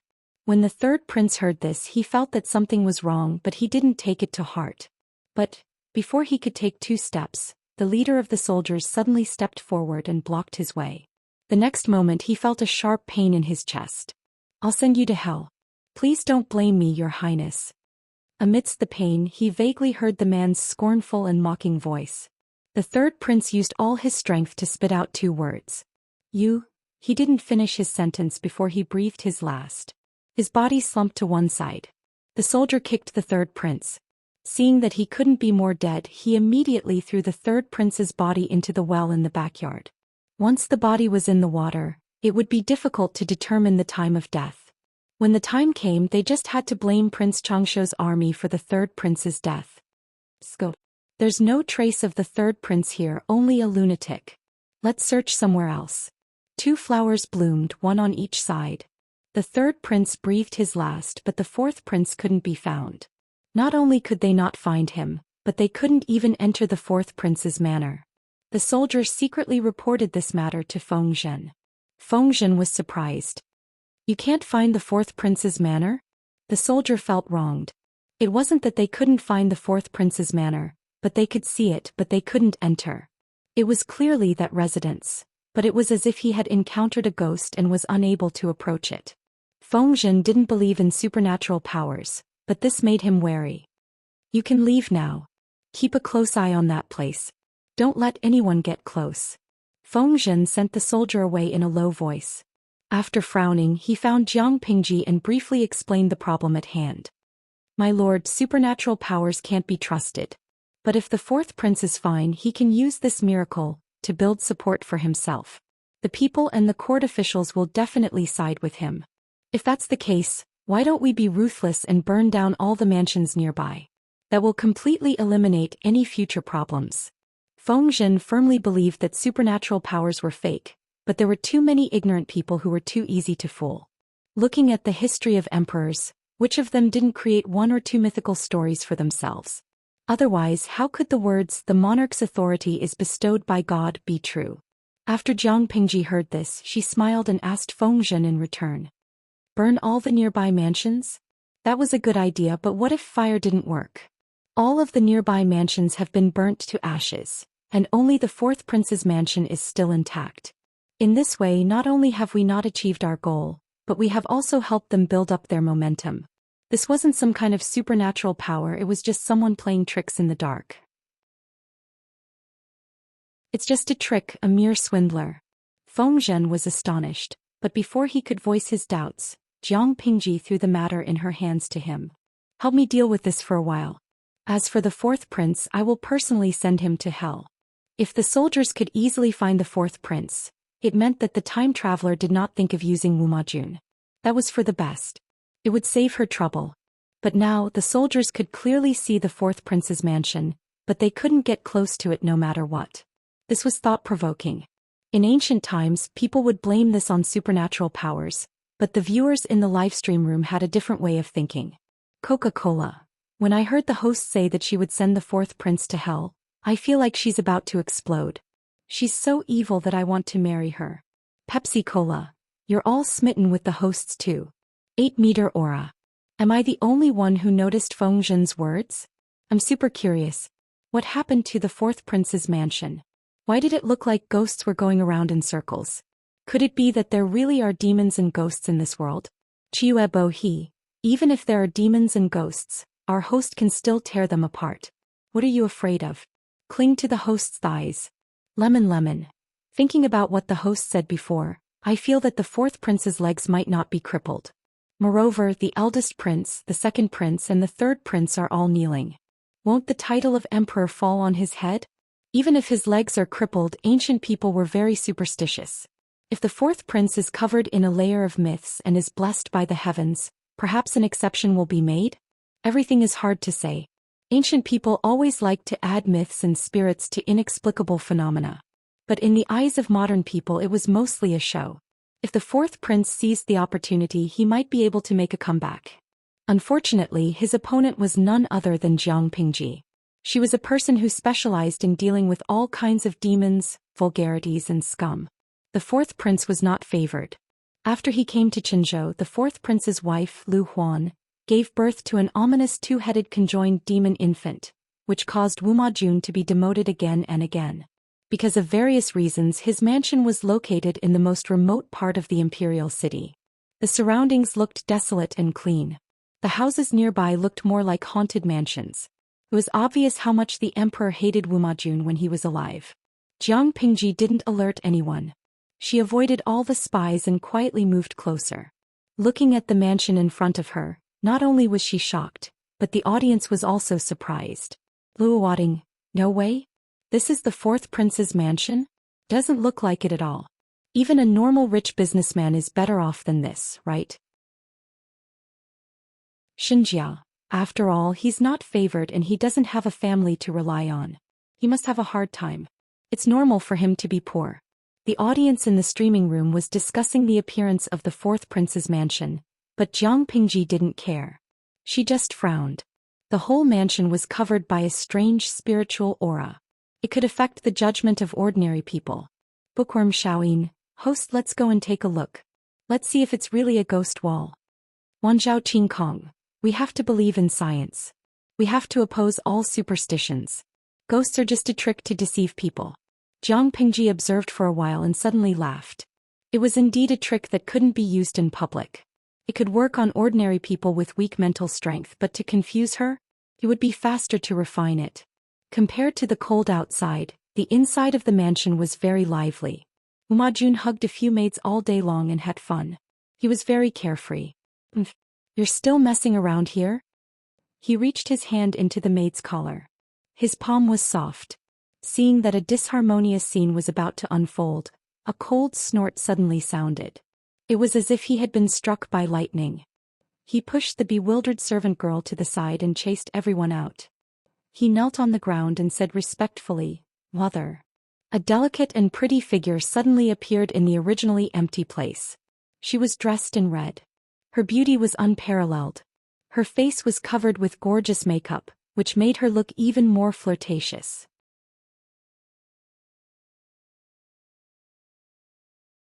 Chapter 736. You still know that I'm your mother? The woman in red snorted coldly. Wu Majun confessed in fear and trepidation. After a while he was moved to tears. Mother, what you said makes me feel terrified. The woman in red did not want to waste time with him. The Allied army has already entered the city. It's time for you to perform. Don't let me down. Facing such a merciless order, Wu Majun was secretly resentful. However, he appeared docile and obedient with a strong sense of childlike admiration. I understand. I will definitely not disappoint Imperial Mother's expectations. A few days ago, this woman had suddenly appeared in front of him and claimed to be Wu Majun's deceased mother, Imperial concubine Wang. Of course, Wu Majun did not believe her. Although he had never seen Imperial concubine Wang, he knew that the dead could not come back to life. She did not talk nonsense with him. Instead, she gave him elixirs that cured his crippled legs in an instant. Faced with this fact and recalling the way she had appeared out of nowhere, Wu Majun's heart beat wildly. This was clearly a trick that only a deity could do. Regardless of whether she was his mother or not, based on the ability she had displayed, she was his biological mother. Relying on the magical powers of his biological mother, the enemy troops who had invaded the imperial city treated this house as if it was nothing. Wuma Jun's life had been very comfortable. Your father is dead and so are your eldest and second brothers. Now the only one who can compete with you is your third brother. The woman in red opened her red lips slightly. Her eyes were cold. She stood in front of Wuma Jun and looked down at him. She said arrogantly, "With me helping you, the outside world will think that you are the beloved son of God. I even cured your crippled legs. This is your confidence to compete for the throne. No one can be compared to you. When the time comes, I will contact the Wang family and ask them to support you. Then you can sit on the throne." Of course, the woman in red could not contact the Wang family again, but her words reassured Wuma Jun. When the emperor died, the most qualified person to inherit the throne was the emperor's son. Wuma Jun's heart was beating like thunder. He was so nervous that even his palms were sweating. He had never thought that the throne that he had dreamed of for so long would be so close to him. It was almost within his reach. All of this was thanks to the red-clothed woman before him, his birth mother. He said to the red-clothed woman, "Thank you, Imperial Mother, for your meticulous planning for me. Once I sit on the dragon throne, I will definitely make you the Empress Dowager." In the past, the woman in red would have been quite interested in the Empress Dowager. But now she lacked interest. So what if she was the Empress Dowager? No matter how noble a woman was, she was still a widow. She could not do as she pleased like the emperor. "I am satisfied that my son has such filial piety." The sword of Damocles, Lu Shi, was hanging above her head.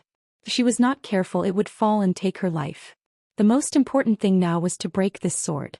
The woman in red clenched her teeth in hatred when she recalled how she had failed to assassinate him while disguised as a dancer. Because of that operation, she owed the system 1 billion popularity points. In order to pay off her debt as soon as possible, she had been crazily doing quests during this period of time. She had even agreed to many excessively explicit requests from the audience. Her self-esteem had been repeatedly trampled on by the audience. Her hatred for Emperor Chen grew, and her hatred for the audience in the live broadcast grew. What was even more infuriating was that she could not throw a tantrum at the audience. She offended these rich people who would be willing to spend a lot of money for her. Later, she had a careful discussion with the system. To take Lu Shi's life, assassination alone was not enough. If her son Wuma Jun ascended to the throne, he would be able to use his status as the emperor to suppress Lu Shi. She would then take the opportunity to use the level 9 loyalty talisman on Lu Shi. If not for this, she would not have thought of Wuma Jun, her useless son. In order to cure Wuma Jun's crippled legs, she had no choice but to buy elixirs in installments from the system. At first she was a little reluctant. The elixirs required too many popularity points. She did not want to bear the debt for Wuma Jun. However, the possibility of a prince with crippled legs competing for the throne was too small. He could easily be feared by the new emperor. Under the persuasion of the system, the woman in red gritted her teeth and bought one. Apart from that, she also spent some popularity points to promote Wuma Jun. She placed invisibility talismans around the mansion to ensure that ordinary people could not enter. This would not only protect Wuma Jun, but it would also create an illusion for others that Wuma Jun was blessed by God, and that he was God's favorite son. Who else in the world was more qualified than him to be the emperor? Ancient people were superstitious and stupid. As long as there was enough publicity, Wuma Jun would be gilded with a layer of gold. Now that the alliance had conquered the imperial city of Qinzhou and defeated Prince Changshuo's rebel army, it was time for Wuma Jun to show up. The strange mother and son were full of fantasies about the future. It was as if they could wear a royal robe and sit on the throne in the next moment. Unfortunately, "Oh, you really have 9 lives. I broke your neck last time but you didn't die. Now you're alive again." A cynical voice came from outside the door. Wuma Jun and the woman in red were shocked. Their expressions changed. They looked in the direction of the voice. When they saw who it was, their expressions changed again. Lanting. Wuma Jun looked at Jiang Pingji in surprise. He almost couldn't recognize her. "Are you really Lanting?" He and Jiang Pingji hadn't seen each other for years. He almost couldn't recognize the young general in red and silver armor as Lu Shi. "Your Highness, long time no see." Jiang Pingji spoke to Wuma Jun, but her mental strength was locked on the woman in red. She didn't dare to act rashly. "You're my brother-in-law. We're family. Don't be so polite." "Lanting, you don't have to be so polite." Wuma Jun's intuition told him that Jiang Pingji didn't come with good intentions, but he didn't know why she was there. He couldn't afford to offend her. Therefore he could only try to get to know Jiang Pingji and try to make her lower her guard. Brother-in-law. Jiang Pingji laughed and said sarcastically, I can't bear the title of brother-in-law, Your Highness. Wuma Jun was surprised. What do you mean? What do I mean? You'll have to ask this wanton woman next to you what she did back then. Jiang Pingji smiled faintly. She stared at the woman in red. Her tone was cold and cruel. Wuma Jun looked at the woman in red. She claimed to be his biological mother. He believed her on the surface, but he was still suspicious. Why do you want to ask her?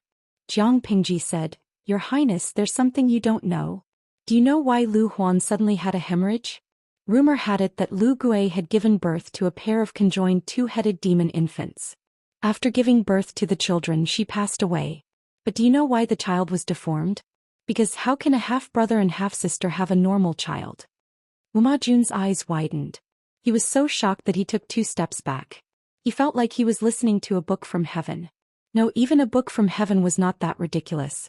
Lu Huan was Lu Shi's concubine's daughter. How did she become his half-sister?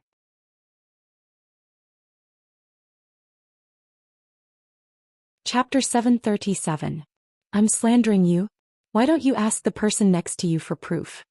Faced with Jiang Pingji's question, Wuma Jun's expression froze. He could not suppress his fear and cower. Because you bully the weak and fear the strong, you only dare to confront me.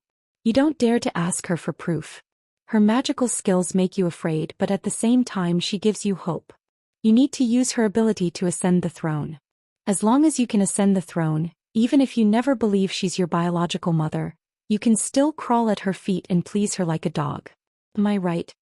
Jiang Pingji stepped on Wuma Jun's sore spot, word by word poking his sore spot. I didn't.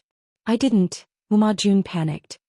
His eyes flickered and he did not dare to look at the woman in red. If you didn't, why are you feeling guilty? Jiang Pingji crossed her arms and sneered at the strange mother and son. She suddenly realized something and said, Look at my memory. Even if I'm feeling guilty, it's this woman who feels guilty first. After all, she's worse than scum. The woman in red was pointed at and scolded by Jiang Pingji. How could she stand it?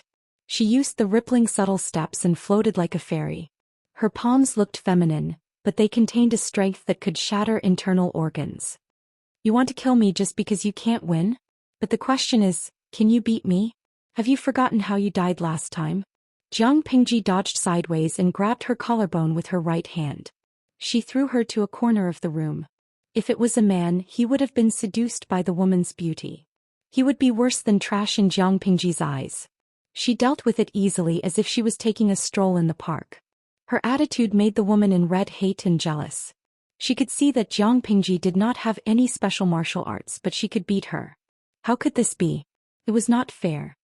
Who are you? Why do you know so much? The woman in red was so angry that her teeth were chattering. You don't even know who I am, but you dare to attack me. You're quite bold. Seeing the woman in red get up from the ground, Jiang Pingji clapped her hands and said to Wuma Jun, So this woman hasn't told you the truth. Not long after she gave birth to you, she secretly hooked up with Prince Xianxia. The two of them had an illicit relationship and gave birth to Lu Huan. In order to pursue wealth and power, she dumped Prince Xianxia and abandoned Lu Huan. Lu Huan was adopted by my father. He recognized her as his daughter and raised her for more than 10 years. Do you know why my father was a fool and helped her raise Lu Huan? Think about it, wouldn't it be delightful to see the children of one's enemy having an illicit affair? Wuma Jun's face was extremely dark, and his hands were trembling violently. Fear, shock, and indescribable disgust. His former wife, the woman who had a night of passion with him, the woman who was pregnant with his child, was actually his half-sister. Not only did they share the same mother, even their fathers were biological brothers. The image of Lu Huan's face and her protruding belly appeared in his mind. Suddenly he felt nauseous and vomited. Wuma Jun wasn't the only one who couldn't accept reality. The lady in red couldn't accept it either.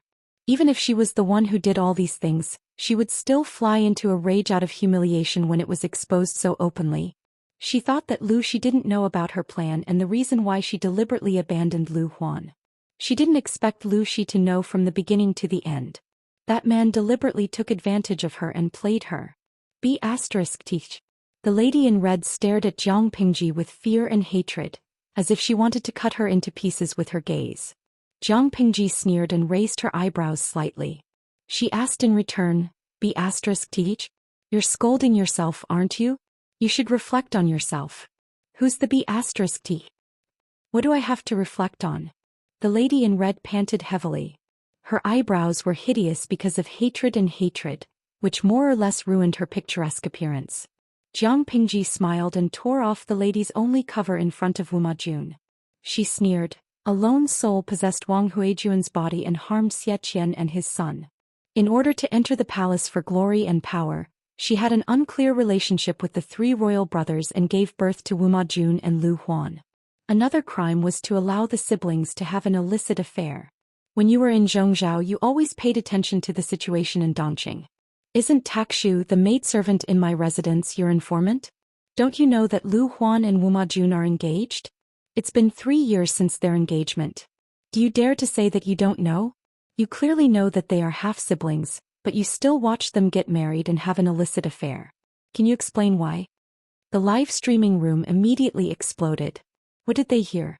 Sister Takshu was the informant arranged by this time-traveling woman? Not only was Jiang Pingji's live streaming room in an uproar, but Wu Majun felt that his worldview had been shattered into pieces. He finally stopped the urge to vomit.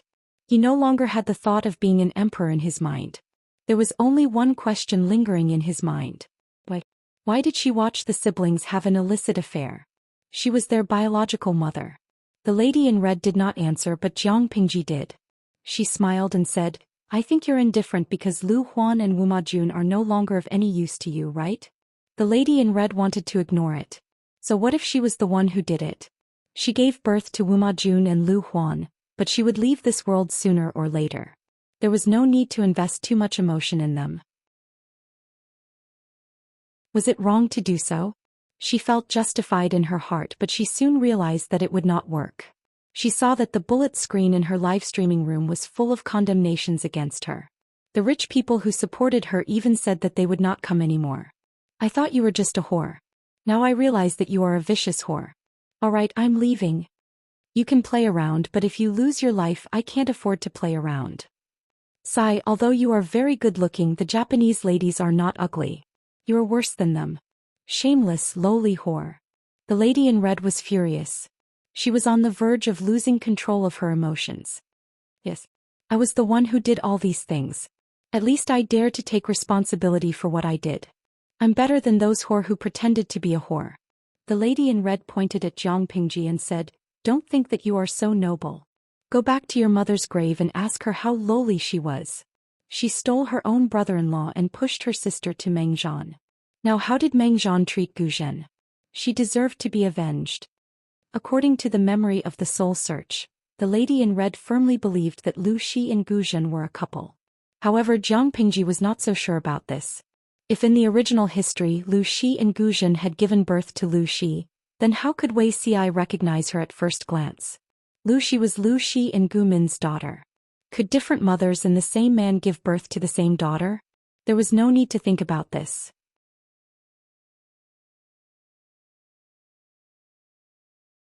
Chapter 738. When had their streamer ever been insulted like that? Jiang Pingji, the person involved, had yet to explode, but the live streaming room was already in an uproar. Hui Shoufeng's Wusheng, bring me my 40-meter machete. I'll chop this T.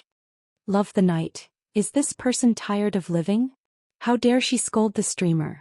I'll slap this son of a bitch to death. Lao Ciji Lianming, maybe she's tired of living. After all, the streamer has already killed her once. Emolonji, a woman with a golden finger is willful. I feel sorry for my streamer. She's just a salted fish who knows how to live stream. Qingfeng Shuiying, the person above, are you sure? The streamer is a salted fish who causes trouble everywhere.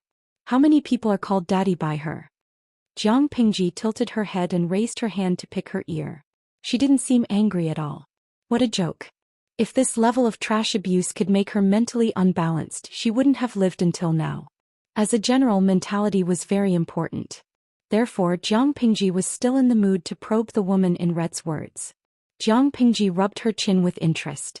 Her jade-like eyes were like deep pools of water. You just said, she deserves to be avenged? Does this she refer to my mother, Gu Min, or my stepmother, Gu Zhen? Or is it both? The woman in red sneered. Isn't it all the same? Yes, it's all the same, Jiang Pingji said. If that's the case, tell me, what did you do? The woman in red pressed her lips together tightly and didn't say a word. Jiang Pingji continued. My father said that Meng Zhan was still a gentleman. When he married my stepmother, he repeatedly promised that he would treat her well. But after a few years of marriage, Meng Zhan's words and actions completely violated his initial promise. I don't doubt my father's judgment. He and Meng Zhan were classmates and best friends. There was no conflict of interest between them. Meng Zhan didn't have to deceive him. So what did you do? The woman in red didn't expect Jiang Pingji to be so sharp. She felt a vague sense of guilt and excitement. She regarded Lu Shi and his wife as formidable opponents. They had fought many times. That was one of the few times she won. She smiled proudly. Gu Min's bridal chamber didn't bleed. In order for her to gain a firm footing in her maiden home, I sent her a gift secretly so that she could give birth in one night. Jiang Pingji's face turned cold. And then, on the night before Gu Zhen's wedding, she was ambushed by a small group of bandits on the way to the wedding. In the end, it was a close shave, but there were rumors that Gu Zhen had lost her virginity to the bandits. The wedding was just around the corner, so it was impossible for it to fail. You also know that men care a lot about things like falling red. There was no red on the wedding night. Meng Zhan wanted to endure it, but Gu Zhen got pregnant on the first night of the wedding. So who does this child belong to? There was no paternity test in this era, and the unreliable blood test was still bullshit. Meng Zhan had always felt that he was under a cloud. It was hard for him to talk about it. He wanted to find a chance for Gu Zhen to beat the child and then let the matter go. In the end, Gu Zhen insisted on keeping the child, which became the first knot between the couple. Jiang Pingji laughed. Did you also do something to my stepmother's second child? The lady in red said. Meng Zhan has seen Gu Zhen fooling around with the servants in the manor. How could he not hate her? A stepmother would never do such a thing. The woman in red smiled sweetly. The appearance-changing pill is a good thing. Jiang Pingji's smile turned cold. You are indeed ruthless. You use such a shameful and unpresentable trick very well. So what if it's not presentable? Didn't your mother, who was like a white lotus, also fall? The woman in red sneered. If you didn't really hate my mother, I would have thought that you had forbidden feelings for her. Jiang Pingji sighed and asked one last question. One last question. Were you the one who hurt my mother 14 years ago? Did you almost kill her? The woman in red was about to answer, but she suddenly held back. I won't say. Jiang Pingji laughed. I know the answer even if you don't say it. It's rare to see someone as stupid as you in the world. The woman in red's anger that had just been extinguished burned again. She secretly squeezed the grade 9 loyalty talisman. The system secretly stopped her from doing anything. Host, now is not a good time to make a move. You are also not her opponent. Lu Shi's spirit is very strong. You must wait until she is defenseless or when she is seriously ill and weak. Only then will the success rate be 100%. She is still at her peak. The success rate of the grade 9 loyalty talisman is much lower than normal. Don't take the risk. Retreat first. As long as there is life, there is hope. The system also hated Jiang Pingji to the core, but it could not do anything to her. The woman in red finally regained some of her rationality. She swallowed her anger unwillingly and planned to secretly crush the deity's 1,000 miles talisman to escape. Jiang Pingji's spirit was very strong. How could she miss her little trick? The woman in red had just crushed the deity's 1,000 miles talisman when Jiang Pingji, who was a few meters away, suddenly appeared behind her. In the next moment she felt a sharp pain in her neck. The sound of bones breaking reached her eardrums. Since you've revealed so much, I'll give you another chance to turn things around. See you next time. Jiang Pingji respectfully sent the woman in red off with a smile. She seemed very happy on the surface, but her heart was gloomy. She had done so many wrong things. Killing her once would be too easy. It would be better to keep her alive and play with her slowly. Seeing Jiang Pingji kill people and the woman in red disappear without a trace, Wu Majun was so scared that he knelt on the ground. Both of them were monsters. When Jiang Pingji's gaze fell on him, Wu Majun was so scared that he crawled on all fours. He wanted to leave this place. As long as he could live, he was willing to do anything. Why are you running? Before Wu Majun could crawl 2 steps, he felt a strong impact on his waist. Jiang Pingji stepped on him. Lanting, don't kill me because of our past relationship. Lu Huan is not your biological sister, but we are siblings. Wu Majun was so scared that his limbs felt weak. His lower abdomen loosened and a warm orange-yellow liquid flowed out. Snot and tears flowed down his face. Seeing this, Jiang Pingji mocked him. Emotions are useless to me. Why don't you talk about benefits? Wu Majun was inspired. He quickly said, Lanting, tell me what you want.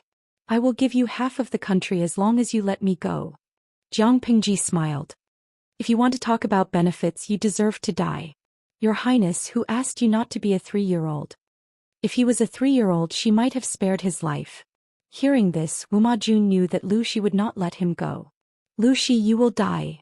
Wu Majun was lying on the ground. Just as he was about to curse, a foot stepped on the back of his head and pushed him into the ground. Noisy. The foot exerted force and his head split open. Yellow, green, red, and white matter splattered all over the ground.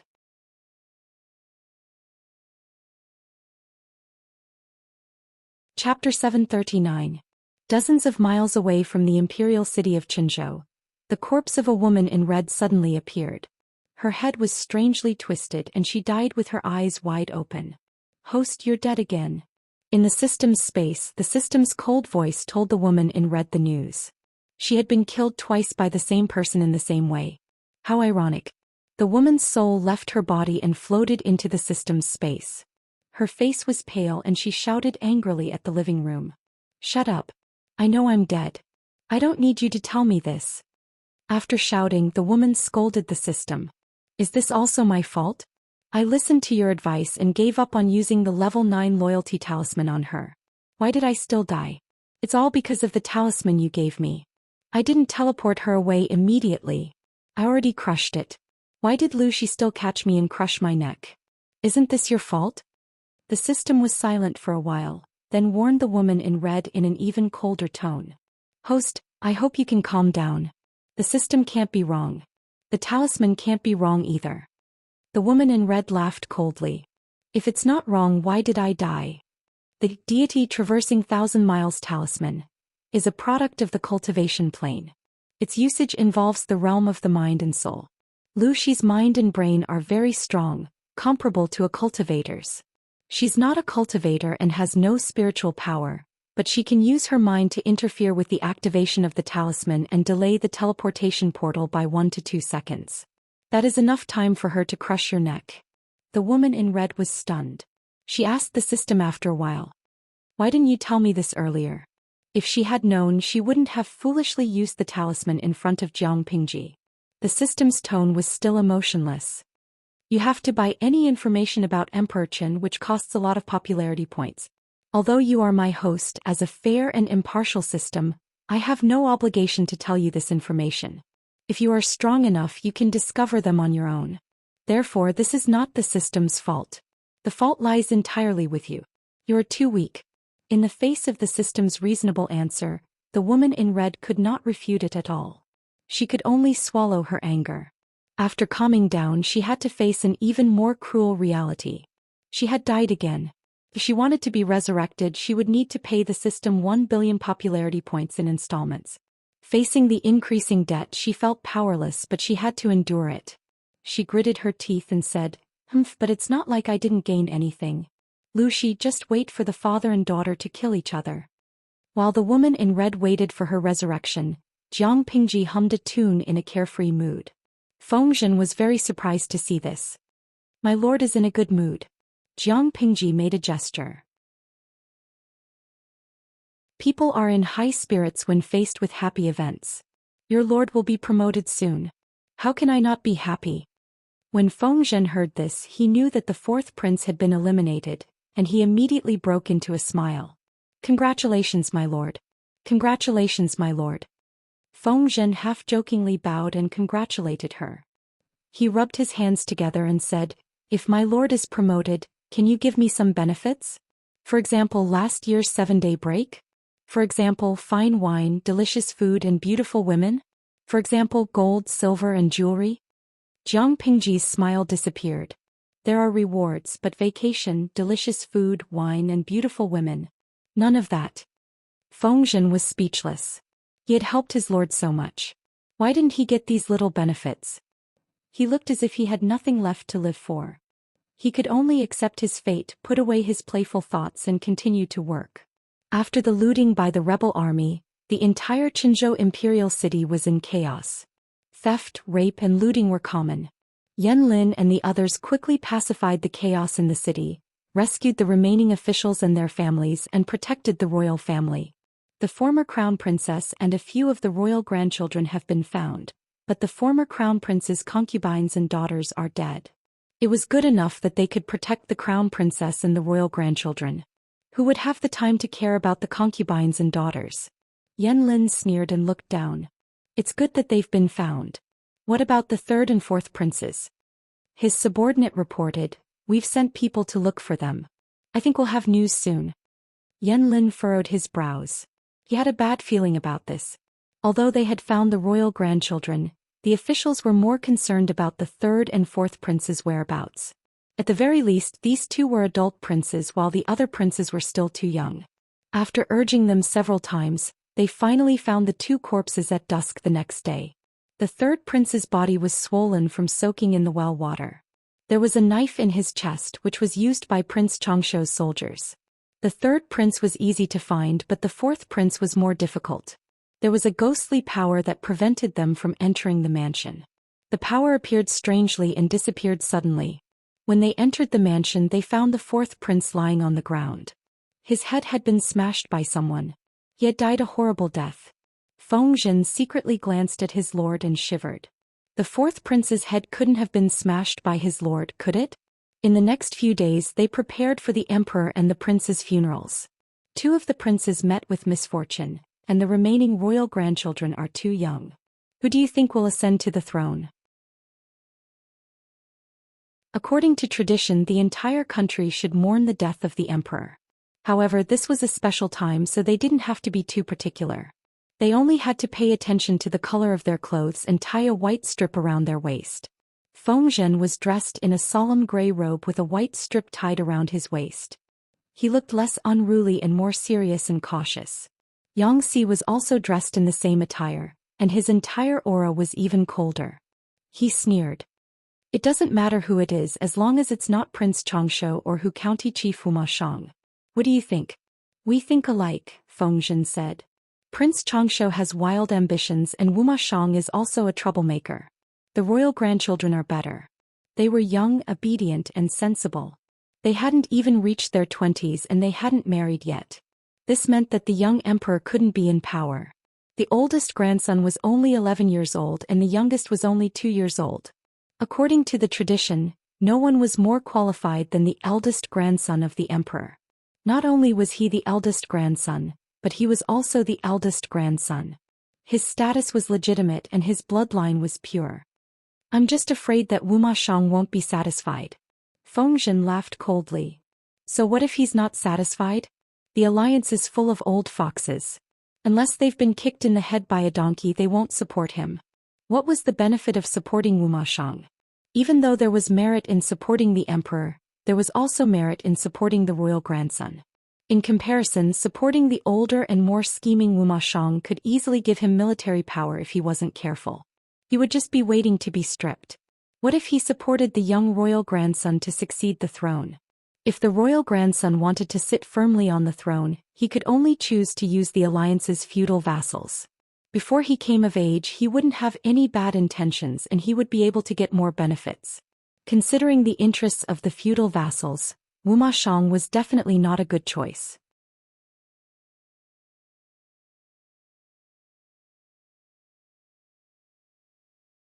Chapter 740. Fengzhen gripped his brush and used the candlelight to illuminate the bamboo slips. He had been working through the night and he felt like he was about to cross his eyes. I had a nightmare last night. I dreamed that my lord was dressed in women's clothes. Xianxia, who was working overtime and had not had a midnight snack, heard this and said, "Ah, what a terrible nightmare." Feng Zhen and Xianxia often argued and disliked each other. There was only one person who could make them put aside their former enmity and form an alliance: their lord. What happened in the imperial city of Chenzhou was immediately spread to Prince Xianxia and the allied army. Both sides had different reactions. Prince Xianxia threw his head back and laughed heartily, his mood unprecedentedly carefree. Meng Zhan poured a bucket of cold water on him at this moment. "Your Highness, it's too early to be happy." Prince Xianxia was already thinking about the coronation ceremony.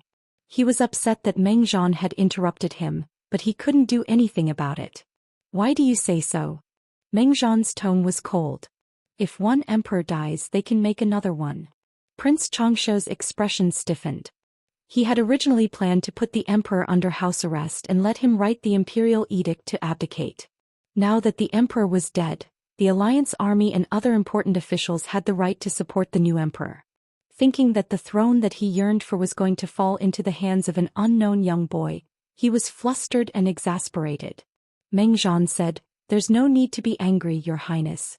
There's no way to make the emperor abdicate his throne to you. Why don't you proclaim yourself as the emperor?" After Prince Xianxia heard this, his body trembled violently. He felt as if a clap of thunder had exploded beside his ears, causing his mind to become muddled. "Proclaiming myself as an emperor. Isn't that treason?" Prince Xianxia wanted the legitimate throne, but had never thought of proclaiming himself as the emperor. Meng Zhan sneered in his heart. What was orthodox? What was treason? Which of the things that Prince Xianxia had done was orthodox? "Your Highness, there's no time to lose. Make a decision now." Meng Zhan said, "If we're late, we might not have this chance in the future." Prince Xianxia was upset, but deep down he agreed with Meng Zhan's suggestion. Proclaim himself emperor. On the other side, the allied forces were also dumbfounded by this news. Did Prince Xianxia send a secret elite force to attack the imperial city of Chenzhou? Did Yang Jian and Lu Shi's armies arrive in time to save countless important ministers and their families? The emperor died while he was fleeing? With the death of the emperor, the entire nation mourned. It was not appropriate for the feudal vassals to continue drinking and having fun. They could only reluctantly change into dark clothes as a sign of mourning. Some people were concerned about the death of the emperor, while others were concerned about Lu Shi and Yang Jian's forces. Su Bei felt as though a heavy burden had been lifted from his shoulders. He finally didn't have to continue hiding the news, nor did he have to bear the attacks of the other feudal vassal forces. He could even hold his head high in front of Su Fei. From an outsider's point of view, Lu Shi and Yang Jian's actions were all under Su Bei's orders. Lu Shi and Yang Jian had made a great contribution this time, and Su Bei wanted to remember it. Little did they know that to Su Bei this credit had fallen from the sky. It was free. Other than Su Bei, Lu Shi, as Lu Shi's father, was also congratulated by the crowd. Huang Song secretly said to Lu Shi, "Congratulations, Governor. I'm afraid no one can compare to Lanting's great contribution in saving the emperor." While many feudal vassals were enjoying themselves, Lu Shi had led his troops to the imperial city of Chenzhou. This was an achievement that no one could be envious of. There was a smile on Lu Shi's face as he dealt with the nobles who came to congratulate him. Lanting is still young and full of vigor. He doesn't deserve such praise. He still needs more experience. Although he spoke humbly, everyone could see that Lu Shi was in a good mood. Another person was also in a good mood. This person was the county chief of Shanghai, Wuxia. The emperor had passed away without leaving behind any edicts. What did this mean? It meant that his opportunity had come. Now that the world was in chaos, there was an urgent need for a king with prestige and ability to stabilize the world. Looking at the Dongqing royal family, who was more suitable than him? He knew that the emperor had other princes and grandsons, but Wuxia didn't think much of them. During critical times, special treatment was needed. The succession of the throne should also be flexible, and only the virtuous should be able to take it. And Cui followed Wuxia, coldly observing his emotional changes. He laughed to himself. In the current alliance army, the only forces that hoped for Wuxia to ascend to the throne were Wuxia himself and Cui. Every man for himself, and heaven and earth would destroy him. What substantial benefit would supporting Wuxiang to ascend to the throne bring to the other feudal vassals? The answer was none. Therefore Wuxiang had celebrated too early. And Cui did not say this out loud. Instead he went against his will and complimented Wuxiang profusely. Wuxiang was in a good mood. With a wave of his hand he borrowed a lot of manpower, horses and rations from Cui. The alliance army passed through Jiamen Pass and marched valiantly towards Qinzhou. They thought that they would encounter Prince Changshou's main force, but unexpectedly, they were unimpeded along the way. They didn't encounter Prince Changshou's army at all.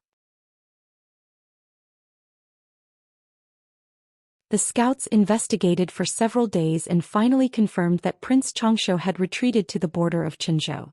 They didn't know what he was planning. Why did he retreat for no reason? Everyone was confused. Only a few people could see clearly. A storm is brewing, Fengju sighed as he looked at the sky outside the tent. Prince Changshou is playing hard to get. Huang Song didn't understand. Playing hard to get? Qing Jing said, it's not just playing hard to get. I think he has other plans.